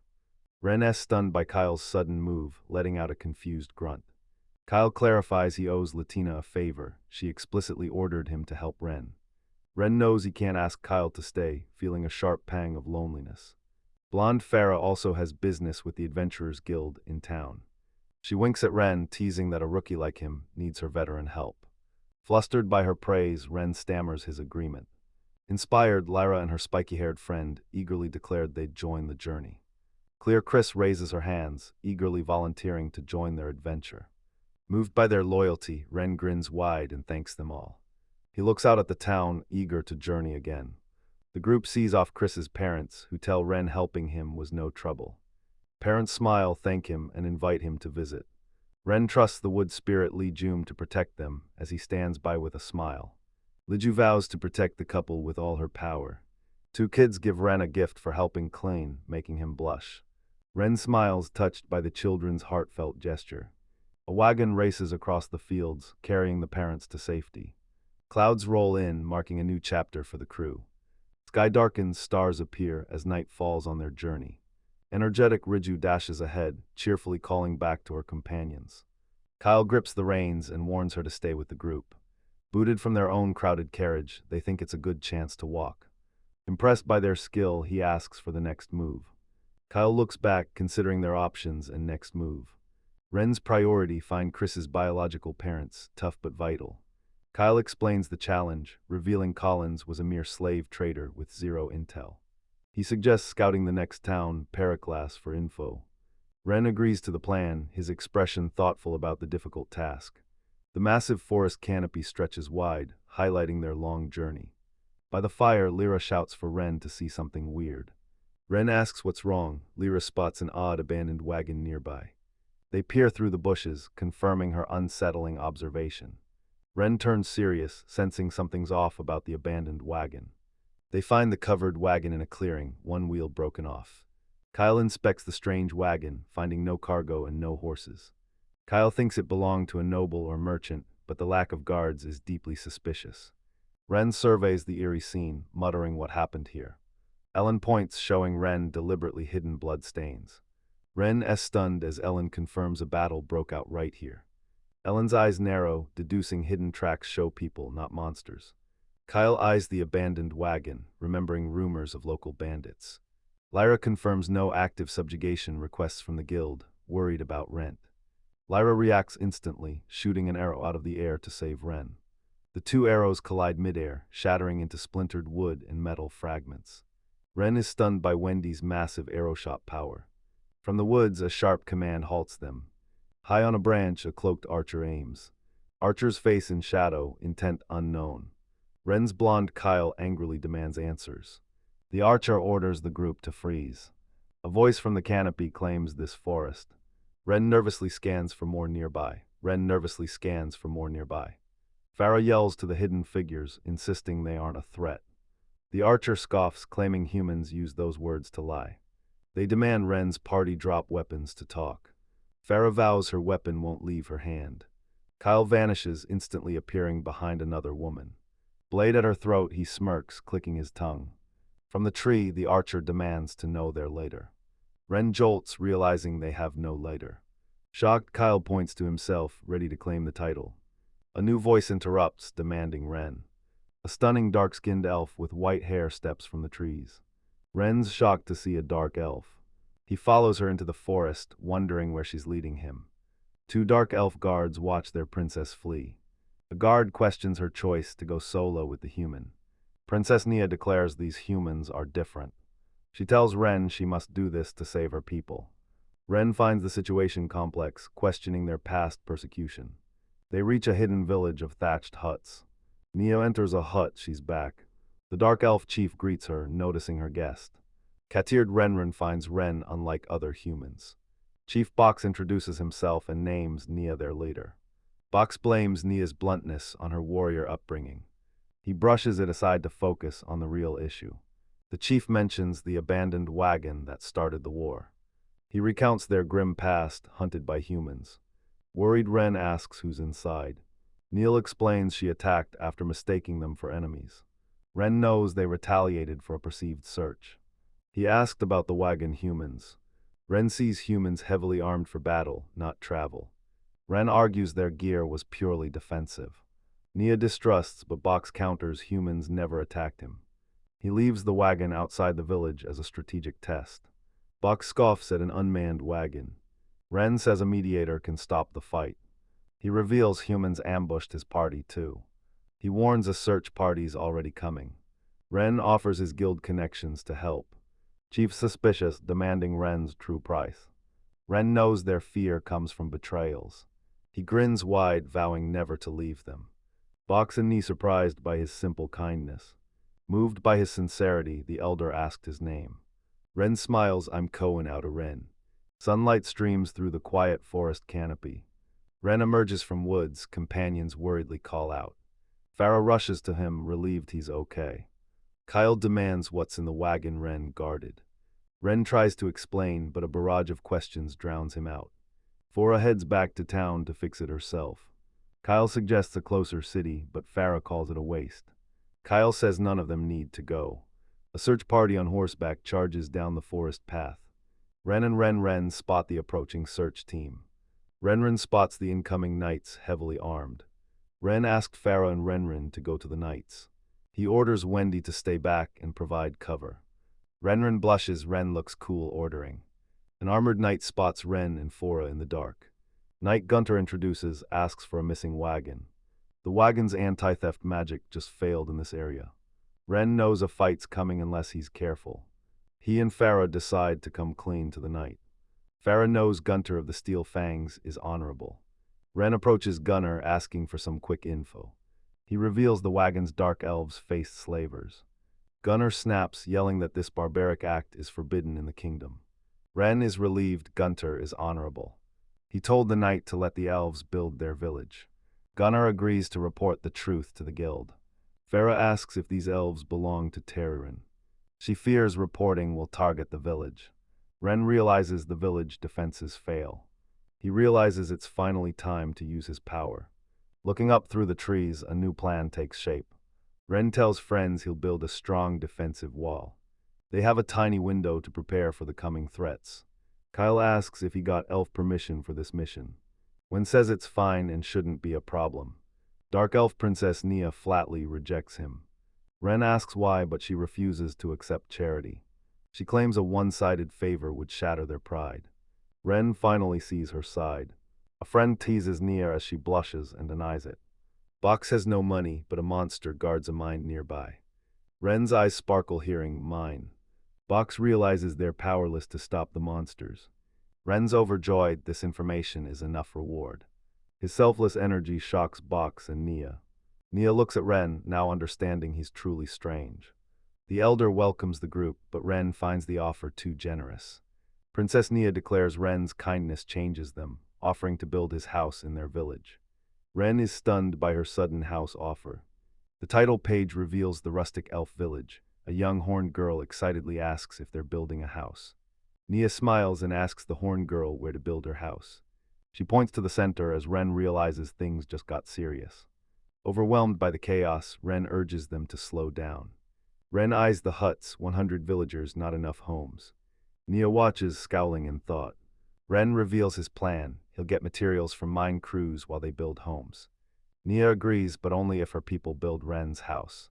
Ren's amused by her prickly kindness, thinking she's a tsundere. Mist swirls as the scene shifts. The group reaches Karusa Mine's dark, imposing entrance.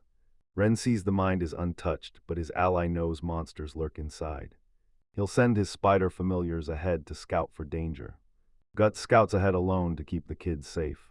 Ren tells Chris to stay outside the cave with her sheep. Clear Chris refuses, determined to go with everyone. Ren hesitates, troubled by her insistence. Wendy stays to fight monsters together, fearing isolation will trigger Chris's trauma. Ren gets her logic, agrees. Inside, a massive glittering cavern stretches before them. Ren gapes at the shimmering crystal cave walls. He's stunned to find the entire cavern is a massive mithril vein, completely monster-free. Horn Girl asks the elf-like Guts if Ren's group excavated this area. Wendy and Elena wave, heading deeper into the tunnels. Ren's pickaxe strikes the aura, a notification pops. Mining King skill leveled up. He levels up, realizing he can finally mine high-grade ore. Guts cheekily suggests Ren gift it to him. Guts smirks, calling it an offering for the leader, leaving Ren flustered by the title. Chris beams, calling Ren and Elena amazing. Guts and Ren strike the glittering mithril side by side. Guts jokes that with a child, he's the group's mother, surprising Ren. They lock eyes in awkward silence. Blushing, Guts tells Ren back to forging. Ren grins, thrilled by this massive haul of materials. He grips mithril, gloved hands glowing with power. Ren wonders if his upgraded mining skill works on this superior ore. Raw mithril transforms in his hands to a dense, gleaming, dark ingot. Ren gasps, recognizing the legendary atom and tite. Guts and Chris are floored by his insane feat.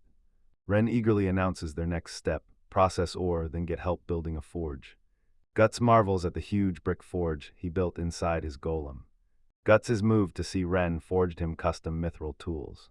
Ren smiles, explaining he made them specifically for Guts. Guts gives a sincere thanks while Chris watches in awe. Ren asks Chris to make her own weapon. Chris lights up, shocked and delighted by the offer. Guts doubts the safety, but Ren recalls it a vital experience. Chris grips a massive mithril hammer, her face stone cold. Renan Guts watches the hammer react to her demonic mana, marveling at her power. Ren helps clear Chris' hammer, the glowing metal, to Guts' rhythm. Hammer's clang, sparks fly from the anvil. Ren and Clear Chris stare at the masterpiece, knowing it'll crown Ren the blacksmith king. A short sword appears, its blade a gleaming galaxy. Chris looks up at Ren, thanking him with grateful eyes. Ren smiles, determined to process their remaining mithril. Thick mist blurs the screen. After work, the group rests in a clearing. Chris sighs, tired. Chris and Guts chug their drinks, loving every drop. Ren calls World Tree Sap a cheat-level recovery item. Ren suddenly worries if the others deeper in are safe. Guts agrees they've been gone, but stays optimistic, thinking no monsters means they are safe. He's worried, but figures they're safe since no one has attacked yet. Ren's stunned by a sudden twist. Guts asks what's wrong. Ren explains something appeared in his item box. He grabs colorful bones, unsure what they are. Guts realizes these bones are mental skeletons, and Ren knows monsters that hunt like this. Ren worries about bones filling his inventory. He heads off to check the others, leaving Guts and Orcs to guard Chris. Returning to the mind, he dreads seeing more bones appear. Ren recalls Wendy's magic arrows, each bearing a ram-esque skull. He runs into the cave, his face panicked, wondering if it collapsed. He trips, a gem hits his box, and the bones stir. Skeletons rise from the pile, their leader beckons Ren out. The skeletons become his familiars, shrouded in shadow. Wendy appears at the chasm, surprised, calling Ren's name. Wendy Boeth demands answers about what he did to the skeletons. Ren explains a gem appeared in his box, making them his familiars. Wendy accepts his weird excuse, looking totally defeated. On the chasm's edge, she demanded his story. Ren shouted for the group, but they'd already vanished into the depths. Wendy described finding a strange building, leaving an avalanche of skeletons attacked. The chaotic battle scattered everyone. The title page features Wendy, her golem, and a skeleton, explaining their split at a path fork. Ren's spider familiar led Wendy to safety. She mentions her golem helped her back. Ren's relieved Wendy safe, but dread hits, everyone else is still trapped underground. He checks his friend's magic items, no death signal, but they're likely bringing the two others up. Brenda Claire descends to find them, but Wendy offers to join. He orders exhausted Wendy to stay and protect others above. Wendy agrees, warns him to stay safe, and grabs his golem. The golem flexes confidently, promising protection. Ren and his golem stand at the dark chasm's edge. He plants a glowing world tree branch in the ground to mark it. He and his golem scan the cavern floor, littered with bones from a brutal battle. Ren sees the path ahead forks many ways, making the search tough. He buffs his skeletons for the next fight. He orders his skeletons to investigate the side passages. Deep in the dark cave, the adventurer and his golem charge forward. Framed by the stone arch, his eyes widen in shock. Ren realizes he's lost in the tunnels. A brilliant triangular light at the passage end pulls him forward. An invisible force suddenly yanks him toward the light. His foot slips on the uneven cavern floor, throwing him off balance. He screams in shock as he's sent tumbling forward at high speed. Blasted from the dark passage, Ren plummets into a new chamber. He slams onto the stone floor, cracking the tiles. He impacts, skidding to a halt on the unfamiliar surface. A deep voice dryly notes another intruder. An imposing robed skeleton with intelligent eyes confronts him in the hall. Ren stands speechless, shocked that the skeleton can actually talk. The skeleton points out a dead spider monster in a corridor. He says Farah and Ren's crew are already fighting more of them. Ren apologizes for intruding, friends fight spiders. The skeleton approves of the boy's polite manners. He menacingly asks if Ren will pay for trespassing with his life. Panicking, Ren apologized but protested that a death sentence was overkill. The Lick listens, intrigued by the boy's negotiation while threatened. He asks if Ren's the leader, and the boy introduces himself as Kohinata Ren. The powerful undead asks if Ren considers its skeleton a monster. Ren astutely realizes this being isn't a monster. The skeleton reveals he's resurrected King Al-Sermon of the lost kingdom of Andorra. Ren is stunned he just stumbled onto a historical legend. Al-Sermon demands to speak with this intriguing young man longer. Farah bursts into the chamber, looking completely shocked. Friend's skeleton minions suddenly surround her. Alarmed, she and Rufus wonder what just happened. Ren shouts to Farron as they rush closer, worried. Farah shields Ren, warning the Lick to back off. Lick dismisses their rudeness, seeing it as an act to protect Ren. Ren grabs Farah's arm and promises to explain everything. The party hesitates before the powerful ancient king. The Lick recalls his old party, wondering about their descendants. Foreign Rufus listens, still processing the bizarre events. Rufus's shocked Ren attracts such chaos, even winning over a Lick. The ancient king finds the title Lick intriguing and fitting. He casts aside his old name, embracing his new identity as Lick. Intro's over, Lick asks why Ren's party came to his home. Ren reveals the Dark Elves told them about a rich mineral deposit nearby. Lick suspects they're treasure hunters like those he recently disposed of. He realizes the black skeletons above belong to Ren. He admits Ren's powerful minions forced him to investigate. When admits enhanced skeletons would have crushed them. He needs materials to fortify the Dark Elf village against attack. Lick smiles, already planning to fortify the village. He laughs head back, declaring it's exciting. Ren realizes skeletons shouldn't have blood to boil. The Lick brags that building a wall is easy work for a former king. Ren's stunned by the sudden, powerful offer. He asks what happens to the mine's vast treasures. Lick is done protecting the glories of the past. He offers his treasure hoard to Ren and his party. Ren protests, refusing to accept the gift for no reason. Lich finds Ren's humility amusing. Others would covet the treasure. He offers a deal. He'll help if Ren introduces the Dark Elves. He sweetens the deal, pointing to his unique crystal skeleton. The mithril skeleton proves his insane power. He asked Ren if he wanted his own mithril skeleton to command. Ren thinks it's cool and agrees to raid the skeleton's treasure. Lick notes Ren's lack of greed and reminds him his friends are waiting. Rufus and Farah watch. Rufus sighs at Ren's predictable selflessness. Farah smiles warmly, calling Ren's selflessness one of his best qualities. Ren invites Lick to join, but the king finds San awkward. Leaving the tomb, Lick realizes he hasn't been outside in ages. Ren notes that without skin, Lick is immune to sunburns. The Dark Elf village starts a strange new chapter for everyone. Ren asks Box if Lick can help fortify the village. Nina agrees to Box and the Dark Elf, but the elders hesitate. Ren fears the Lick's skeletal form will terrify the elves. Boxes said he never imagined a Lick offering them aid. Bren grins, realizing the elder is just overwhelmed. Nina realizes this new power lets them finally fight humans. Ren claims their new mithril skeletons finally make the army strong enough. Lick observes Ren, whom he calls by his last name, Kajunada, is strange. They start building right at the village's wooden fence. Muses sees the flimsy fence become a sturdy stone wall. With his massive mithril stash, he's building an unbreakable wall. He imagines an 8-meter wall defenders can stand on. Determined, he rallies his undead construction crew. He cheers on his skeletons. They clatter enthusiastic agreement. The undead army tirelessly hauls materials for the massive new wall. Ren grins at his blacksmith king's skill leveling up again. A cheerful voice shouts his name, Renanishan.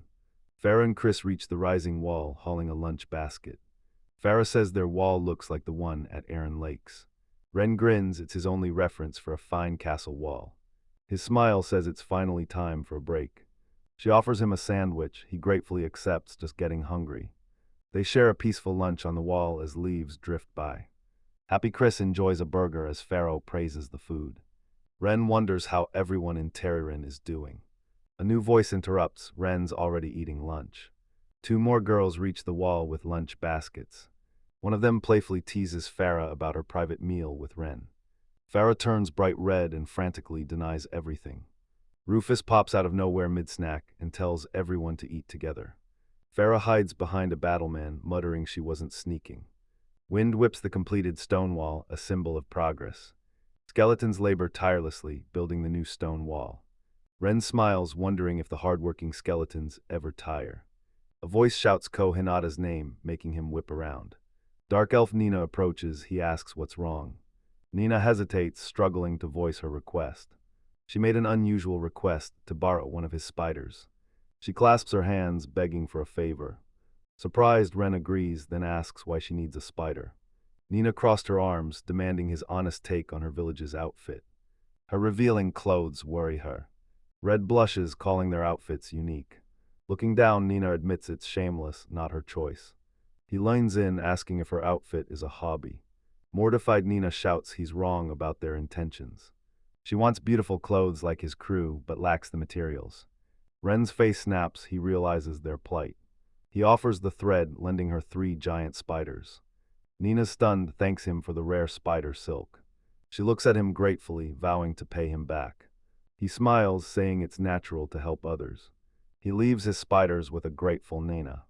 Rufus shows up, teasing him for being a ladies' man. Ren questions why Rufus mocks his kindness. Clear peeks around a corner, worriedly asks if her brother's angry. He smiles, reassuring her he isn't mad. Rufus coughs and announces he'll patrol. Ren watches him leave, wondering what's gotten into him. Clara timidly asked Ren for a favor. He told her to speak. Her face hardens as she demands to fight.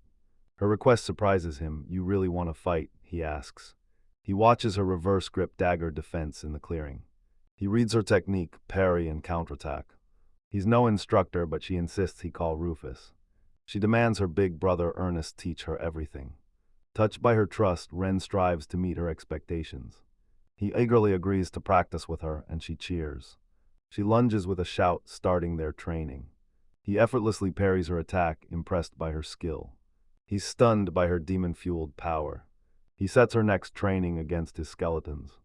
Ren watches proudly as the village rises. Scaffolding surrounds a beautiful, nearly finished half-timbered house. Nina calls Konata over to see. She models a white dress, asks his opinion. He blushes, admitting the revealing outfit looks perfect on her. A companion urges them to craft warm clothes for winter. Nina admits her new outfit is way warmer. Ren sees the dead spider silk's insulation, fearing winter. Nina agrees they need winter gear and asks for more spiders. He smiles, no problem. He eyes the construction, doubting they'll beat the winter. He regrets not building Nina's house first. Nina shouts Konata from near a new house. After hours of brutal fighting, the hero finished it with one devastating blow. 13 words, let's try. She points at the building, demanding why he built it. He smiles, explaining it's their house, not his. Nina's speechless, anger turns to shock. His blacksmithing leveled up, unlocking blueprints. He beams, welcoming her into the new home. Nina enters a cozy, fully furnished living room. She sinks onto the couch, comfort consuming her. Tears of joy stream as she whispers her bliss. Watching her, Ren vows to house every villager. Construction echoes as the town grows. Elder sees wall damage, demands to speak. He thanks Ren for the walls, clothes, and homes. Ren demands their skills and knowledge. Box is stunned by Ren's insane discipline. Ren smiles, the elder taught him the mine. The elder weeps, admitting he just relayed the Lick's info. Ren explains he built the homes for winter. Moved, the elder grants Ren their greatest treasure. Ren stares, confused by the elder's sudden declaration. The village sky is dead calm. As Ren rests, a woman tells him it's break time. She says the villagers brought gifts to thank them. 2 elf women thank him, amazed he exists. Ren realizes the hell the dark elves endured. He's led into a room with a joyous celebration. A young elf proudly presents her rabbit for the feast. The gathering's a lively party with food and friends. Ren grins, realizing this finally feels like a real party. Elder Box nears him, clutching a small pouch. He pulls a crystal flower from his pouch. He reveals their greatest treasure, a flower from the world tree. Ren mutters world tree's flower in total shock. The elder explains the flower yields seeded fruit. Shock hits Rand as he asks if it's really a seed. He sees a new world tree can be born, but won't accept it. The elder says it's fine and insists Konata take it. He reveals the current world tree's a withered husk. Bren freezes, asking if the world tree is gone. Elder reveals flower shouldn't appear before dark elves. He blames the situation for the high elves' current state. He reveals how humans enslaved the rare high elves. Ren's shocked, thinking high elves stronger than humans. The elder explains their few numbers forced them to copy humans, building a nation. They built this nation by enslaving other elven races. He laments his people were forced to wander. Why didn't the oppressed elves fight back? Elder reveals high elves' downfall. They killed their leader. The elder warns Konata that their growing numbers make capture inevitable. Weary, the elder accepts he's glad he lived so long. Koheneta realizes power turns both humans and elves into oppressors. He closes his eyes, realizing how close they'd always been. The elder shouts in alarm, pointing at Konata's flower. Konata looks down as the crystal blossom begins to glow. Other elves, even the elder, stare in awe at the miracle. The elder says the world tree's flower blooms at the right time. Konata wonders if this is the legend's fated timing. The plant yanks him with unseen force. Renren appears at the door, drawing Koheneta toward her. Renren jokes, "Are flowers pulling me?" while dragged. His companions watch in confusion, wondering where he's headed. Kajinata explains the flower's strange power drags him forward.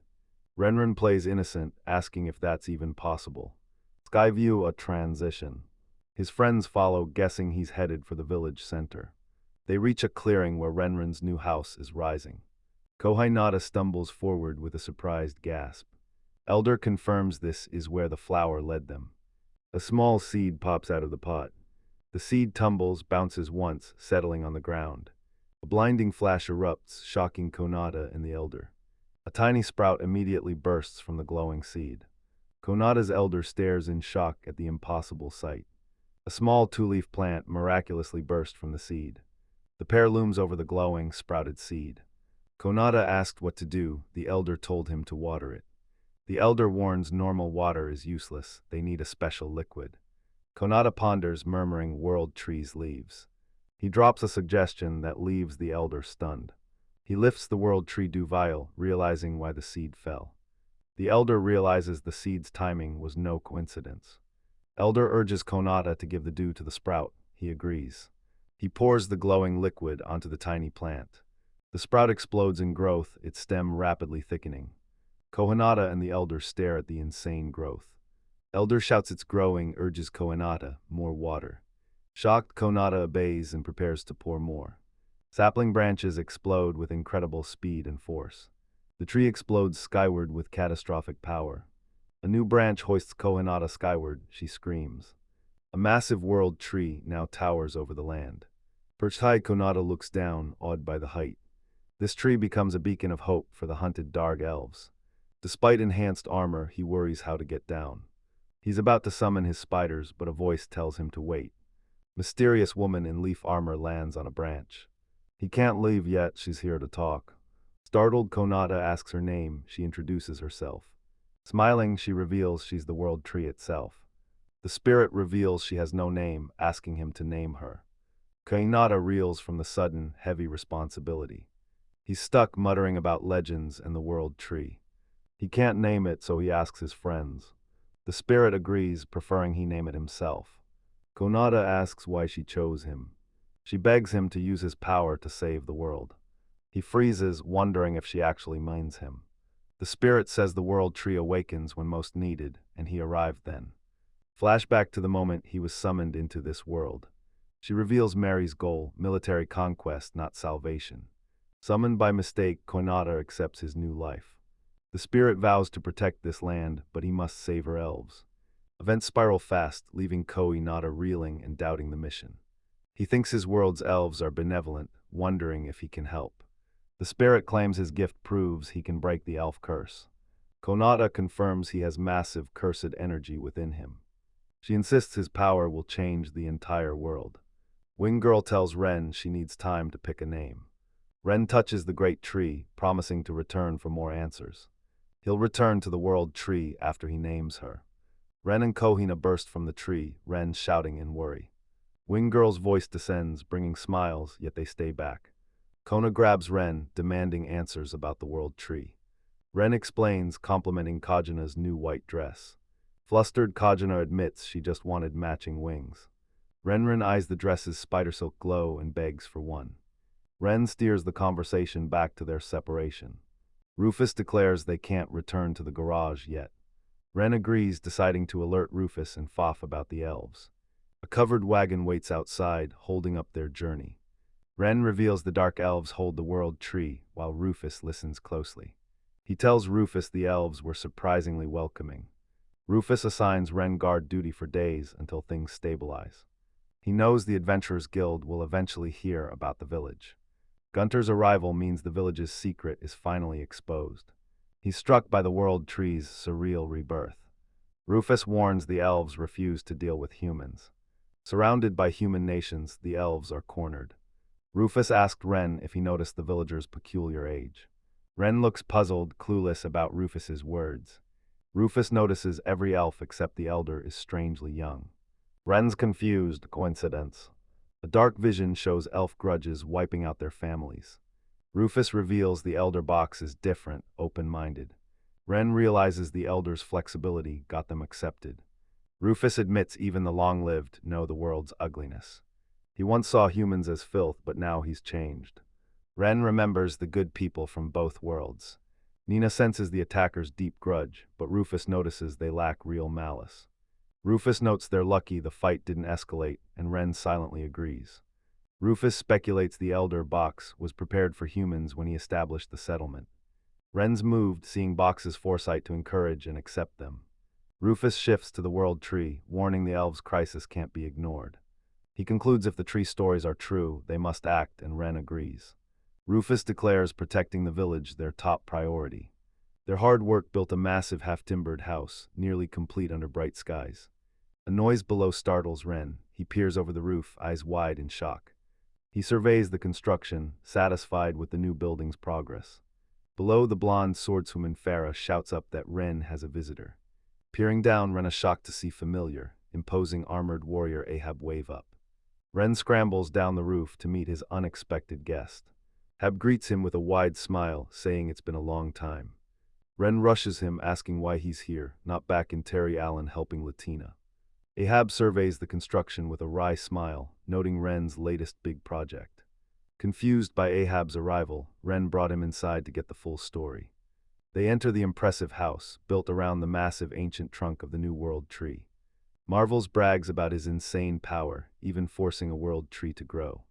Ren asks his purpose. Ahab explains he's back from Terry Island duties. Ahab reveals a night leaked Ren's secret alliance with the Dark Elves. Ren's mind reels, Latina's a queen, he can't process the news. Ahab reveals Ren's escape triggered massive riots and a total political collapse. Power shifted, the king was deposed, and his niece Latina took the throne. He found the Dark Elf town through official guild reports. Ren suddenly remembers Gunter from that night, realizing he filed the report. Ahab turns serious, warning that a town of rare Dark Elves is a prize that could spark a war. Ren needs diplomatic backing, and Ahab worries who can provide that support. Ahab makes a bold proposal. As Lighton's father, he'll personally negotiate with the King of Risen. Thrilled, Ren exclaims Ahab's help is an incredible blessing. Ahab asked Ren for World Tree branches as a diplomatic gift. Ren, branch in hand, notes its diplomatic value, casually adding he has plenty. Ahab snaps at Ren's attitude, warning him to stop giving away legendary gear so easily. Ren smiles confidently, insisting Ahab takes whatever he needs for successful negotiations. Ahab chuckles, moved by Ren's pure generosity and trust. Ren's face hardens, recalling the spirit's words about the woven elves. He fears if the town is discovered, they'll desperately need a larger nation's protection. Ahab agrees the territory is hostile to dark elves, so they can't allow anyone to enter. Ren nods, knowing they must stay cautious with visitors. To manage this, Ahab suggests implementing strict screening for anyone entering the town. He reveals a crystal orb, the key to their new security system. Ahab explains normal towns use adventure cards, Elven Kingdom uses crystals for ID. He tells Ren to touch the crystal to test its power. Cautiously extends his gloved hand, hovering above the orb's reflective surface. As his hand nears, the crystal erupts in a blinding white flash. Ahab explains white light means a pure heart, unlike villain corns, whose malice turns it black. Ren takes the crystal, promising World Tree branches in exchange. He sighs wearily at Ren's casual attitude, shaking his head affectionately. Gray fades to white as the scene shifts. Flashback to Paracales, moments before the reunion. Knight Gunter tells a guild official villagers attack the missing carriage occupants. A female guild official thanks him for the report, asking for attacker details. Gunner turns grim, revealing the attackers were dark elves. The official's eyes widen in shock, repeating dark elves in disbelief. Gunner reveals the elves' new town and demands secrecy for their safety. The official agrees to avoid trouble until the elves can properly defend themselves. Gunter nods, satisfied she understands the stakes. Official delivers report to Superior, who orders it sent to HQ. Her boss leaves and she pauses, face tense as she grips the report. Shift to the grand, imposing cathedral facade, its spire piercing the sky. Bishop Ifra reads the report and gasps in shock. Dark elves. Underling confirms the report. The bishop quietly chuckles, mind racing. A wicked grin spreads as he plots to seize the whole town. With a decisive point of his finger, he bellows his soldiers to gather at once. Below, the dark elf village sits peaceful and unsuspecting. Another shot shows the village's half-timbered houses as snow gently falls. Back in the present, dark elves celebrate their finished town. The elder box toasts Konata, crediting him for their success birthing the world tree.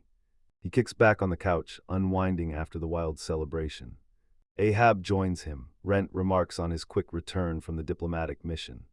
Hab visited Aaron Lice and reports Isabella is recovering well.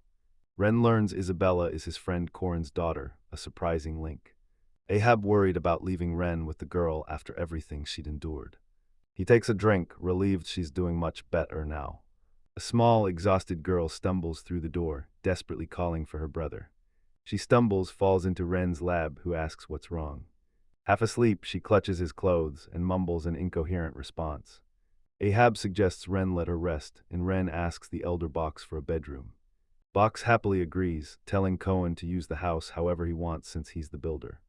Ren scoops the sleeping Clara Cress and carries her up the stairs. He lays her in bed and tucks her in. Clara Chris sleeps peacefully, a slight troubled furrow mars her brow. Kneeling by her bed, Ren hears her whisper, asking if she's useful to her brother. Struck by her words, he wonders, concerned, why she'd think that. Watching her sleep, he realizes this small girl carries a heavy burden. Turning to leave, he's shocked to find Farah, the blonde swordswoman, in the doorway. Ren questioned her complex thoughts, wanting her take on the situation. Farah smiles knowingly, suggesting Chris open up when ready. Ren blushes, rattled by her mature and sharp presence. Farah spots his red face, asks what's wrong, her voice amused. He stammers it's nothing, but Farah steps closer, serious and unconvinced. She presses her hand to his forehead, her face inches from his, checking his temperature. She confirms his fever and tells the overworked guy to rest in the borrowed bed. The suggestion sends Ren into a panic. He bolts, shouting he's going home. He bolts into the night, head spinning from the intense adult encounter. A flock of birds soars through a bright, dappled sky. Ren is fast asleep until a voice yells for him to wake up. The cat-eared warrior Wendy bursts in, shaking him awake, shouting the demon girl's gone. She and Farah search the entire village and need his help now. Ren, sitting up and alert, agrees instantly, his expression serious. Ren remembers Chris acting weird last night and sensed her agitation. On a giant spider, he urges companions to find the missing girl. He's desperate, wishing the powerful wood spirit was there to help. Answering his thoughts, Ethereal Yu appears, asking if Ren called. Ren freezes as she appears, shouting her name in disbelief. Liju explains she heard his voice through the trees, asking what happened. Ren tells her Chris vanished and asks for help searching.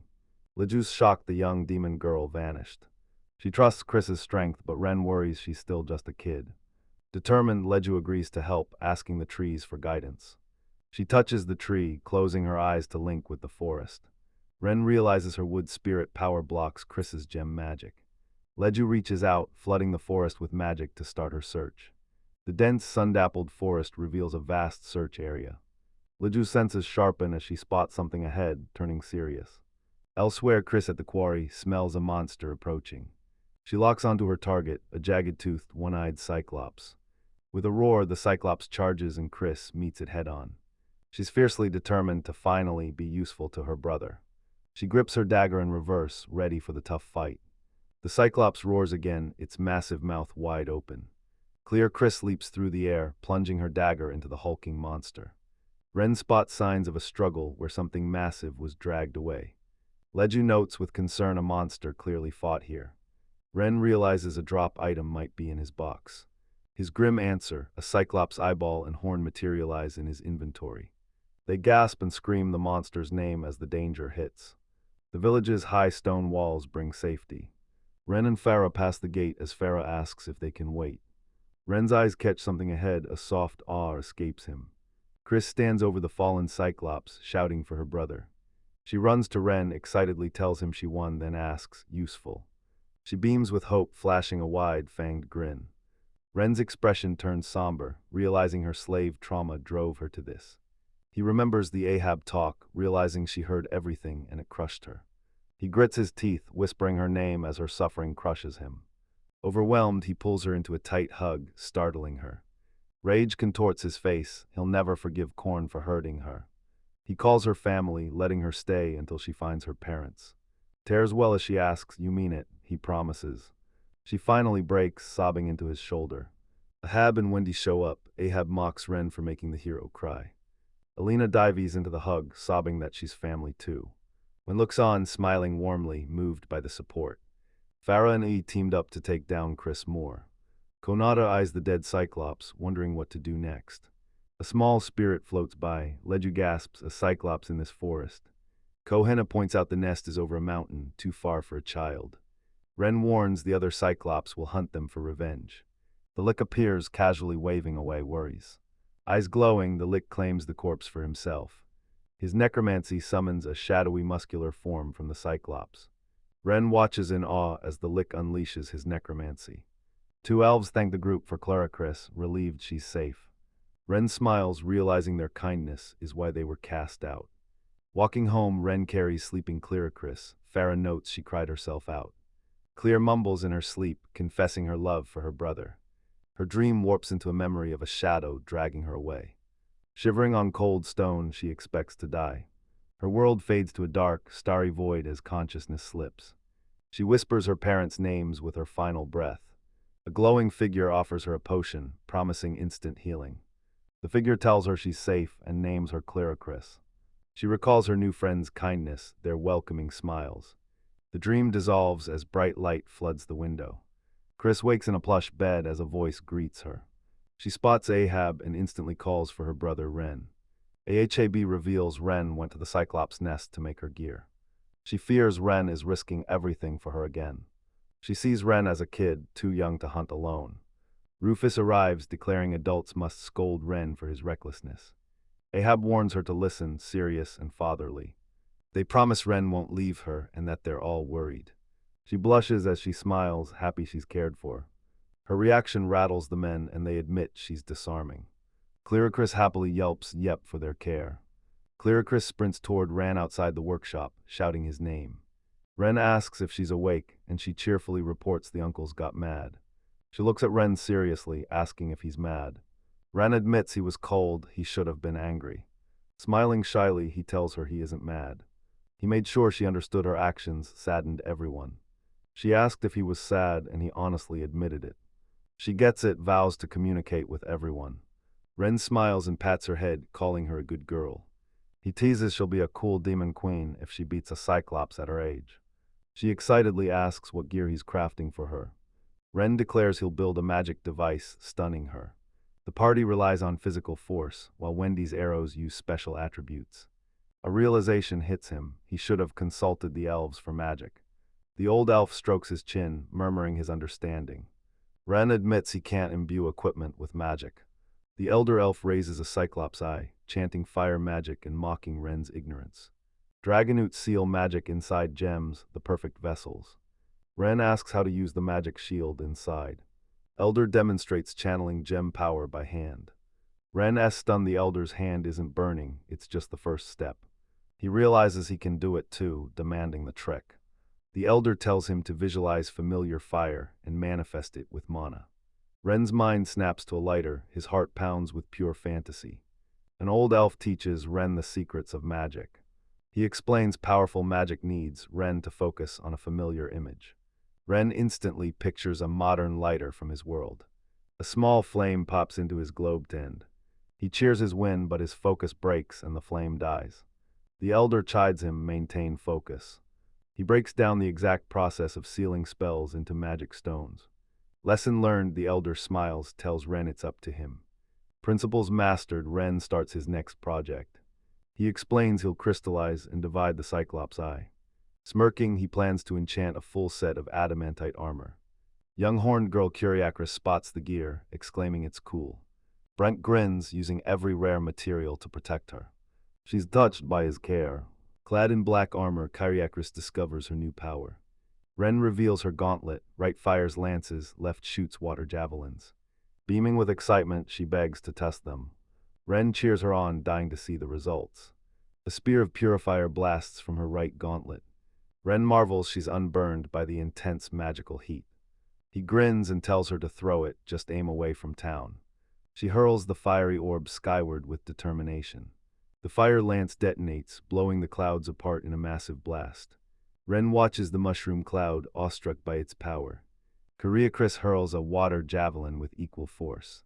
Ren realizes his forging mastery leveled up from this. Fear takes hold. As their power spikes, the journey turns terrifying. Blonde Len approaches, drawn by commotion. Ren forged these gauntlets by sealing magic into demon stones. Kyriakris flexes her new power for the elf Elena. Elena declares Ren's a true magic blacksmith, outdoing the old master. Ren doubts this job class exists here. Len asks if he only made gauntlets, but Ren just smirks. He boasts her armor is made of adamantite. Len is stunned by the revelation. He realizes even the most elite knights lack such powerful gear. He's stunned Ren learned magic blacksmithing from an elf. Ren eyes future conflict with the elves. Lin questions her leg armor's enchantment. Ren enchanted her boots with wind magic to fly. Kyriakris hovers midair, powered by her wind push boots. She activates her diamond armor's holy shield, creating a light barrier. Stunned, Len admits he can't beat her anymore. Ren's serious, knowing their actions will draw the church's attention. A blonde woman shouts to Ren, a visitor's here. She says Knight Gunter brought someone from Aaron Lies. Ren is stunned by a girl in a simple, elegant dress. He paused, trying to place her face. Isabella introduces herself, apologizing for the surprise visit. She bows deeply, regretting her foster father's trouble. Isabella confesses she's been haunted by guilt for years. The horned warrior Karina explains Isabella's poor health made them leave. Ren's shocked she came this far just to apologize. Isabella clarifies her apology is meant for him. He pets Kyriakris' head and thanks Isabella for her long journey. Isabella looks up at him, flustered but grateful. She shyly thanks him for the kind gesture. She turns earnest, asking how to help him. She's determined to clear her foster father's debt. Ren flinches at her intense declaration. Kyriakris steps forward, declaring her brother needs no help. Isabella insists, but Kyriakris counters he's safe with them. Ren watches, confused, as the girl fiercely defends him. Blonde man Fath breaks the tension, suggests eating. Ren watches friends leave, mulling the new arrival. Sensing his distraction, Worldly tugs Kyriakris' cloak.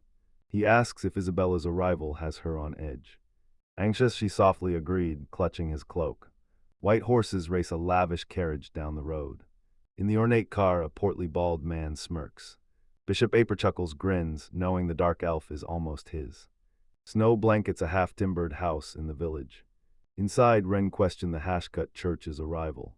Isabella links the corrupt priest's cars to it. Wendy snaps at the noisy newcomers. Kyriakris reveals the testing crystal went black, showing evil. Ren realizes they'll never work with the church. Wendy storms off, confronts the intruders. Isabella worries the church is here. She recalls her brutal imprisonment in the punishment stone. Fath bursts in, reporting a massive scene at the gates. Ren, resigned, knows he must resolve this. He orders Isabella and Kyriakris inside for safety. The girls demand to join the fight. Ren warns Isabella it's far too dangerous. Kyriakris demands battle experience, claiming she can fight.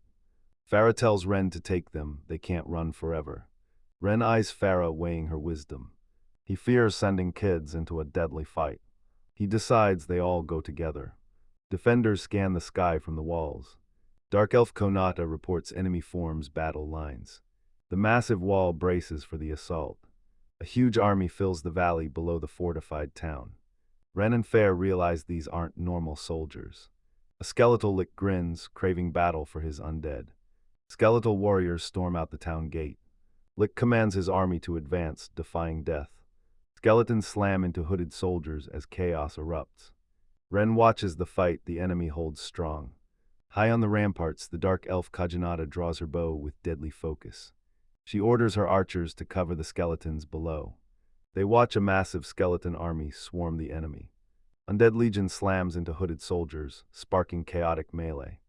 Konata grins, satisfied her custom bow fires perfectly. Panicked soldier races through woods, shouting his report to commander. Arbor freezes in shock, his third unit is wiped out. Furious, Bishop bellows at troops, questioning their Starlight Knight skills. The mustached warrior watches, fuming to be just a spectator. Arbor eyes the formidable village walls, muttering about their unexpected power. Below, the skeleton tide pushes the enemy back. Greed consumes the bishop's mind for dark elf riches. Silence falls under the clouds, the calm before the storm. Faf on the wall reports, enemy launches frontal assault on South Gate. The skeleton army crushes the enemy with endless numbers. Ren states skeletons are replaceable, tells the Lich to ease up. The Lich agrees, calling it tasteless to hunt those fleeing. Grinning, the Lich declares Ren's blessing makes his skeletons invincible. Enemy soldiers desperately cast holy magic, hands glowing. Divine energy splashes against undead warriors, doing nothing. A soldier tells the bishop their holy magic is useless. The bishop reels, stunned at this devastating development. He realizes the situation is far worse than he expected. No choice, he sends his whole army to attack. A terrified eye reflects the chaos as the soldier flees. Soldier screams warning to bishop, bursting from forest. He screams that a cyclops horde is closing in from behind. One-eyed giants burst from trees, charging fiercely. Arbor stares in terror as destruction rains down. A giant rock smashes his balcony, his headwear flying. From atop the wall, he watched the chaos explode below. Enemy broken, he tells companions to help people escape. The Lich mocks the backstab as a rookie mistake. Favorn sees rampaging cyclops charging their wall. Konata steps forward, vowing to face them. Clear Chris intercepts her, declaring new gear will defeat the giants. Bren watches, doubt and worry clouding his face. Fora and Fath joined a golem to protect Clear Alice. Ren trusts their strength and agrees, but orders Alice to stay close. Alice grins wide with sharp teeth, shouting yes. Ren watches them leave, certain their upgraded gear will protect them. Colossal explosion rips through the forest where cyclopes charge. Ren hits the Lich stare, silenced by the massive fire blast. Lich chuckles at her power, yet giants still advance. Chaos erupts as the cyclopes rampage across the battlefield. Giant advances, sparking panic. Its immense body shakes the earth. Trapped on both sides, the hooded soldiers break ranks and flee. Amidst swirling destruction, Clear Ollie stands with fierce determination. Skeletons close in on two cloaked figures, motives unknown. Soldiers recoil, desperately hoping the skeletons are allies. Horn warrior Karina's massive spider burst through the undead. The skeleton lunged, grabbing the two helpless soldiers. The cloakmen gasp as the undead easily seize them. Another massive explosion rocks the battlefield, showing their fight continues. Ren sees the Cyclops thinning, but his friends are getting reckless. He reassures him, joking his gear makes him safe even just rolling around. Ren is confused, but Ahab tells him to realize his insane power. Ren's leveling up fast as items pour in. Karina lunges at the Cyclops, blade ready to strike. Fath rains arrows from the giant's skull. Their grinding triggers another massive explosion. Ren's head of the expedition skill leveled up yet again. He checks the loot, noticing way more Cyclops horns and glowing gems. Battlefield strewn with Cyclops army remains. Captured mercs beg, claiming they were only in it for the money. Ren and Farah hear the captured men's desperate story. Isabella faces the Sunlight Church's deep corruption. Captive explains excommunicated, begs for family's help. Ren watches, weighed down by a heavy sense of duty. Isabella and another woman oversaw new structures. Ren warns the men they'll pay for raiding the village. Ehab steps up, backing Ren's assessment of crimes. He'll drag them to Barrico Rauso for judgment, warning that mercy isn't coming. Two defeated figures kneel, their actions sealed their fate. Ahab orders them to move, leaving Isabella in Ren's care. Ren takes responsibility for the girls. He apologizes to Isabella for that ugly sight. Karina admits her foster dad was kind, but Alice watches somberly as Karina confesses. Karina boldly declares she took over Orlai's house to help Ren. Ren's stunned to find she has no home left. Karina says her foster father's assets seized, so she's starting fresh. Fora mocks Karina's reckless responsibility, calling her a child. Koinata quietly vows to protect the girl in their village. Moved by their grit, Ren clenches his fists and joins the fight. He promises to work hard to keep her safe. Overwhelmed with gratitude, Karina says yes. She holds Alice's hands, forging a new bond. Karina smiles at Clarelli's with resolve, sparking a new friendship. Girls grasp hands, solidifying their new bond. Ren smiles, watching them finally find peace together. He eyes the future, needing strength to protect them. He's upgrading their gear with the new materials. A blank advance as time moves the story. Days later, a new building rises in the village. Ren strolls through the thriving village with his giant spider.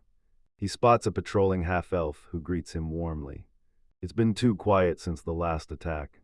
Ren spots the women and calls to Konata with a smile.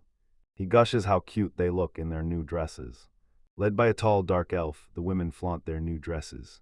Ren lines, assuring delighted Chris her new dress suits her perfectly. Karina and Clear Chris blush in matching outfits as she gushes over their cute look. Watching the two girls smile, happy they made up. The women admire their new outfits, and Elena's never worn anything this beautiful. Ren grimaces at his terrible fashion, remembering a goofy t-shirt. A voice calls his name, asking for a moment. Startled, Ren turns, recognizing the familiar voice calling him.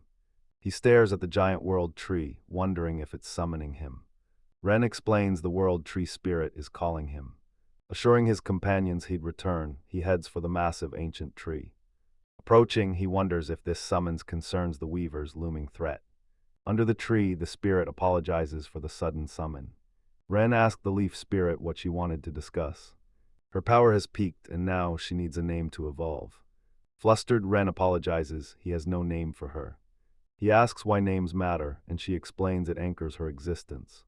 Naming the world tree crushes him, he can't find a name. The spirit pouts, reminding him she already told him to think it over.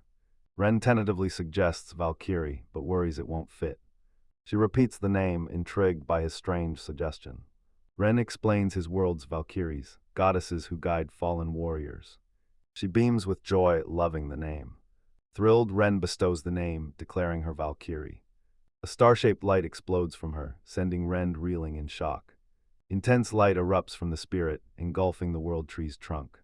Ren shields his eyes from the blinding divine light, stunned by the massive power. Light fades, she appears in a stunning new form, wearing petal armor. The new Valkyrie smiles, fully accepting her name. Everyone stares at Ren, amazed by her transformation, asking questions. She reveals her Valkyrie form, pulled straight from Ren's memories. Valkyrie adds the world tree conduit souls, making the name perfect. Her growth creates a divine barrier, shielding the village from impure beings. A concerned Ren asks if their crystal's useless now. Wing Girl smiles, assuring them it's already handled. Ren's upset Ahab's gifts wasted, the girl pouts. Ren glances away, clearly still plagued by doubt. Ren gapes at the world tree towering over the village. Wing Girl reveals her larval stage is over, this is her true form. Ren marvels at her radiance as she reveals she channels world light. She unleashes moonlight, leaving Ren stunned by her massive power. The world tree's immense power hits cheat level. Ren waves from the tree as Konata welcomes him back. Wing Girl asks Renif if Kamato is his next destination. Wing Girl smiles, promising to join him after her task. Wing Girl gone, Kajuna declares she's going to Kamato too. Brennan Kahina stalks the forest and spots something ahead. Ren spots blacksmith Alina Hart hammering metal in her workshop.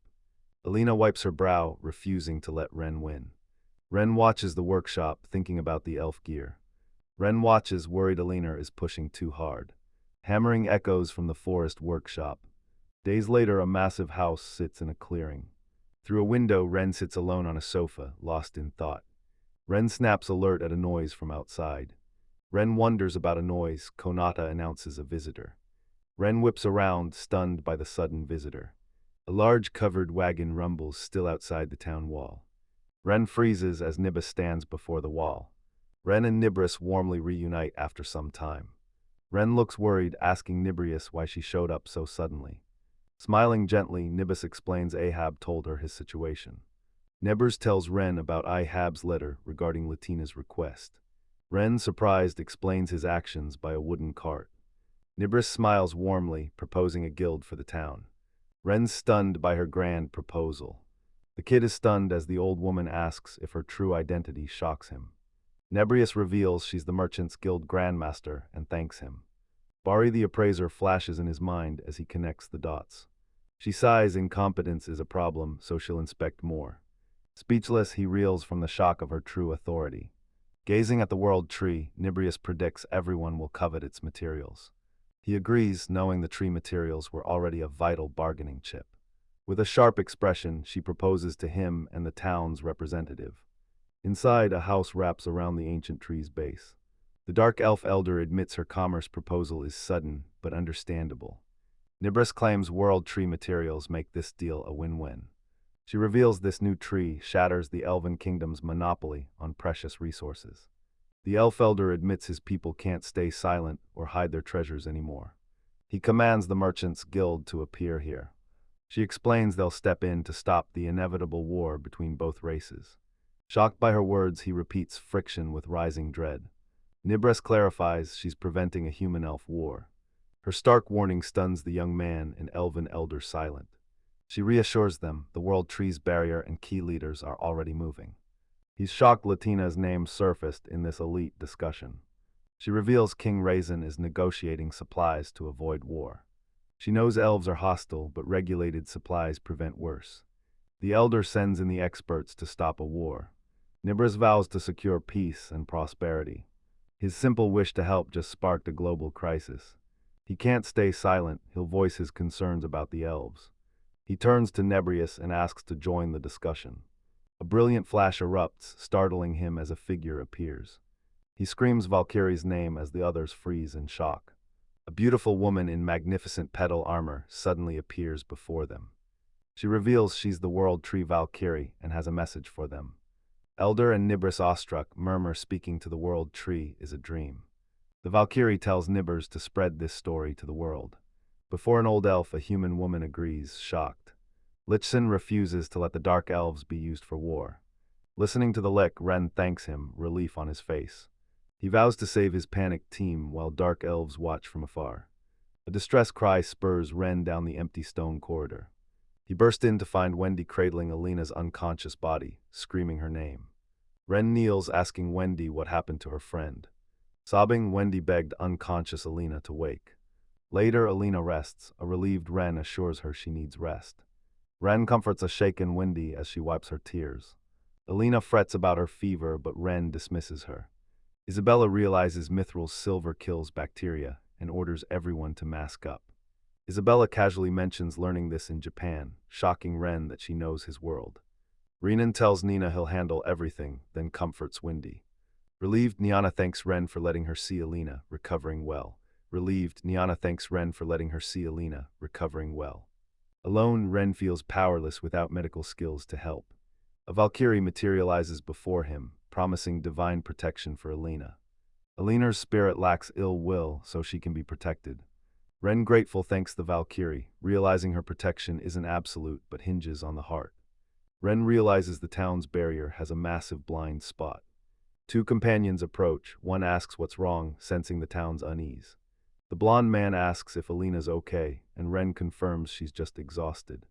Bearded warrior regrets past recklessness, lucky to survive royalty. Blondman says a guild member arrived and needs a guide.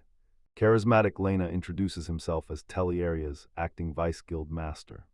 Lena proposes opening a new guild branch right in town. He reveals he knows Ren's famous weapons, now status symbols. Lena, Ren, and a dark elf elder scout the new guild site. Elder praises Lena for picking a convenient spot for dark elves. Ren agrees, but the skeletal lick spawns, demanding construction materials. Dren approves the lick, tells him to build.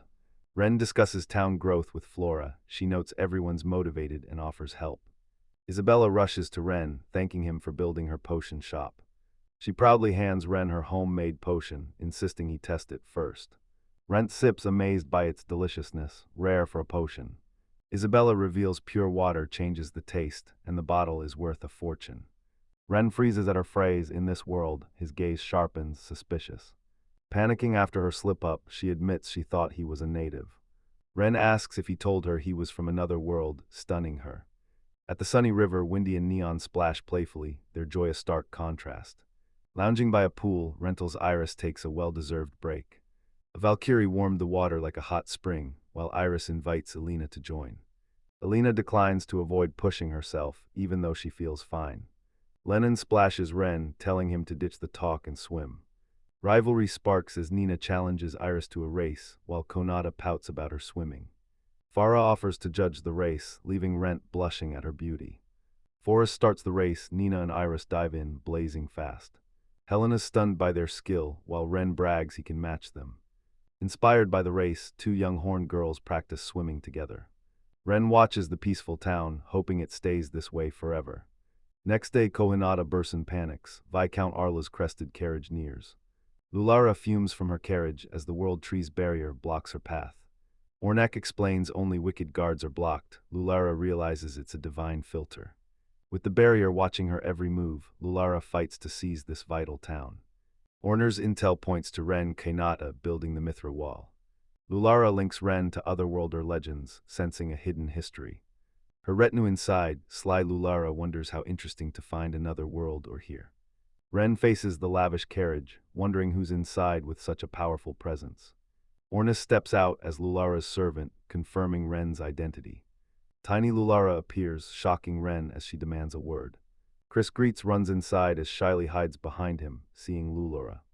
Ornament marvels Cher lives with demons, whispering about their dreams. When notices the comment, Lulara waves it off, inviting them inside. Ren leads while Linlin lounges, announcing their new guest. Wendy confronts Laura, declaring Ren asterisk her priest and Laura's too familiar.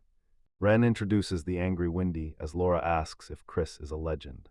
Lord reveals Chris was Aaronless's former queen, shocking Ren. Ren presses Laura's aide for info. She recounts a slave hunt puzzle. The aide explains they investigated, but the cruel game's traces vanished. When thanks Laura for the lead and heads out to scout 3 nearby towns. Laura feels unworthy of his gratitude, tormented by not saving Chris sooner. Furious, Wendy builds the Seiku Church HQ here to crush this evil. Laura explains her powerlessness, admitting she's just a figurehead Miko. She admits the church's corruption stops her from acting. Ren tells Laura about corrupt Collins, but her age warning cuts him off. Laura's horrified by Isabella's punishment stone, wondering how it shattered. Laura's aide identifies Ren's back pattern, the river of heaven drawn by God. The aide reveals Laura was born with the same divine crest on her back. Laura touches Ren's crest, and it erupts in blinding light. Laura explains she's God's chosen, born to find him. Light flashes, transporting them to the divine realm. In the white void, a giant fluffy rabbit thanks them for the compliment. The rabbit glows intensely, blasting Ren and Laura back. A beautiful rabbit girl appears, and Ren recognizes her from his level-up notifications. She reveals she's the god who created this world, stunning Ren. The goddess Lestina reveals she intentionally intervened to summon Ren here. Ren asks why he was picked, and Lestina reveals he's the kindest person she found. Christina tells Ren she's been watching him and knows she chose right. Rendon doubted his talent, but Lestina insisted he was a late bloomer. A little snaps that Ren's cleaning skills rival the World Tree's power. Elf Queen explains borrowing Lestina's power to save world from weavers. Ren wonders why the goddess won't just end this instantly. Lestina explains doing so causes a cataclysm, respecting mortal free will. She asked Ren to purify the World Tree, giving him a teleport staff for Blade Mountain. He describes the Death Tower on Blade Mountain. No adventurer returns. Grateful, the Elf Queen bows and apologizes for summoning Ren. Ren insists no apology, grateful for his companions. Lestina reveals she severed his old ties and lets him talk to his parents. In a dream, Ren apologizes to his shocked parents for their worry. He stays behind, and his proud father tells him to keep his promise. His mother gives final advice as the portal closes, leaving Ren to face destiny. Stout Orc and wary Goblin grunt a cheerful salute. Ren quits the mine and offers to carry her to Alina's hall. Smiling, Alina insists she's fine, playfully adding her old man would be angry. Determined, she lifts the heavy war crate. Lugging the crate, she marvels at Ren's skills as a blacksmith and miner. Ren returns to work in Camaro, tells her to call if she needs help. Alina accepts, but Ren watches, worried she's pushing herself too hard. Elna goes deeper into the dark tunnel, shouting back not to worry. Ren analyzes Hemisro's properties, hoping his new gloves make the work easier. He gulps from the bottle, sighing in relief. His orc and goblin crew watch hungrily, the orc licking his lips. Ren praises the World Tree's power to banish fatigue. Seeing their hype, he offers his monsters a drink. He offers them each a bottle for their hard work. York accepts gratefully. Both monsters slam the potent liquid without hesitation. A brilliant flash engulfs monsters. Ren recoils, shocked. Light fades, revealing the monsters have grown massive and muscular. Ugru Renek's eyes wide with disbelief. He eyes the orc's new muscles as the beast proudly flexes. Goblin playfully pokes orc's new muscles, both grunt, impressed. Ren sighs, realizing he must remake all their gear. Goblin grunts excitedly. Ren asks if he wants a long sword. He turns to the orc and asks what weapon he wants. The orc wants a spiked shield and a rushing weapon. Soon, the pair proudly flaunts their new custom gear. Ren smiles at their joy, wishing he'd asked sooner. Satisfied with their progress, a cheerful voice calls his nickname. Clear Chris bursts from trees, sprints towards him, pure excitement in his eyes. Flashing a sharp-toothed grin, she announces the next task is ready. Ren, confused, asks what she means by ready. She confirms they're ready to dig and flood the moat. Ren stares bewildered, processing her declaration. A massive new moat stretches before the town's high stone walls. Isabella, the tall warrior, shovel in hand, coolly asks if this is what he imagined. Koinada gasps at her scoop, shocked the dirt flows like water. Ren stares speechless, wide-eyed at the chasm.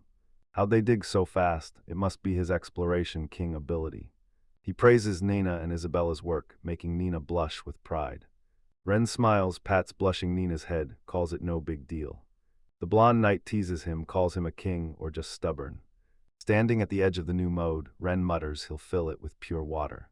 He considers the task, wondering about a bucket brigade. Konada suggests linking the moat to the town bathhouse. Ren's eyes light up, exclaiming they can dig a waterway. Konada beams at her success and happily thanks him. Ren prepares to dig, but Isabella stops him, declaring this work their specialty. Seeing her confidence, she leaves the mission in their hands. Isabella smiles confidently, declaring he can leave it to her. The knight and his partner take over the patrol. Ren stands alone, dejected, his purpose gone. A peaceful, sunny forest sits right by the new houses. Ren eyes the small, ornate bottle, thinking it's impractical for water. Chris asks if he's tossing the bottle, and he confirms. She warns him not to waste the bottle, it's versatile. He agrees, amazed at how easily the rare bottle fits his item box. Isabella approaches, asks if he struggles with his many bottles. Ren confirms and asks her how to handle him. Isabella reveals her potion making, asks to use the bottles. Ren's instantly hyped, calling it a brilliant idea. Isabella plans to sell potions at the guild if Konata agrees. Ren backs her, vowing total support and telling her to ask for more. Overjoyed, the potion maker thanks him and vows to give her all. Collins reflects on Isabella's cleverness, seeing a great leader.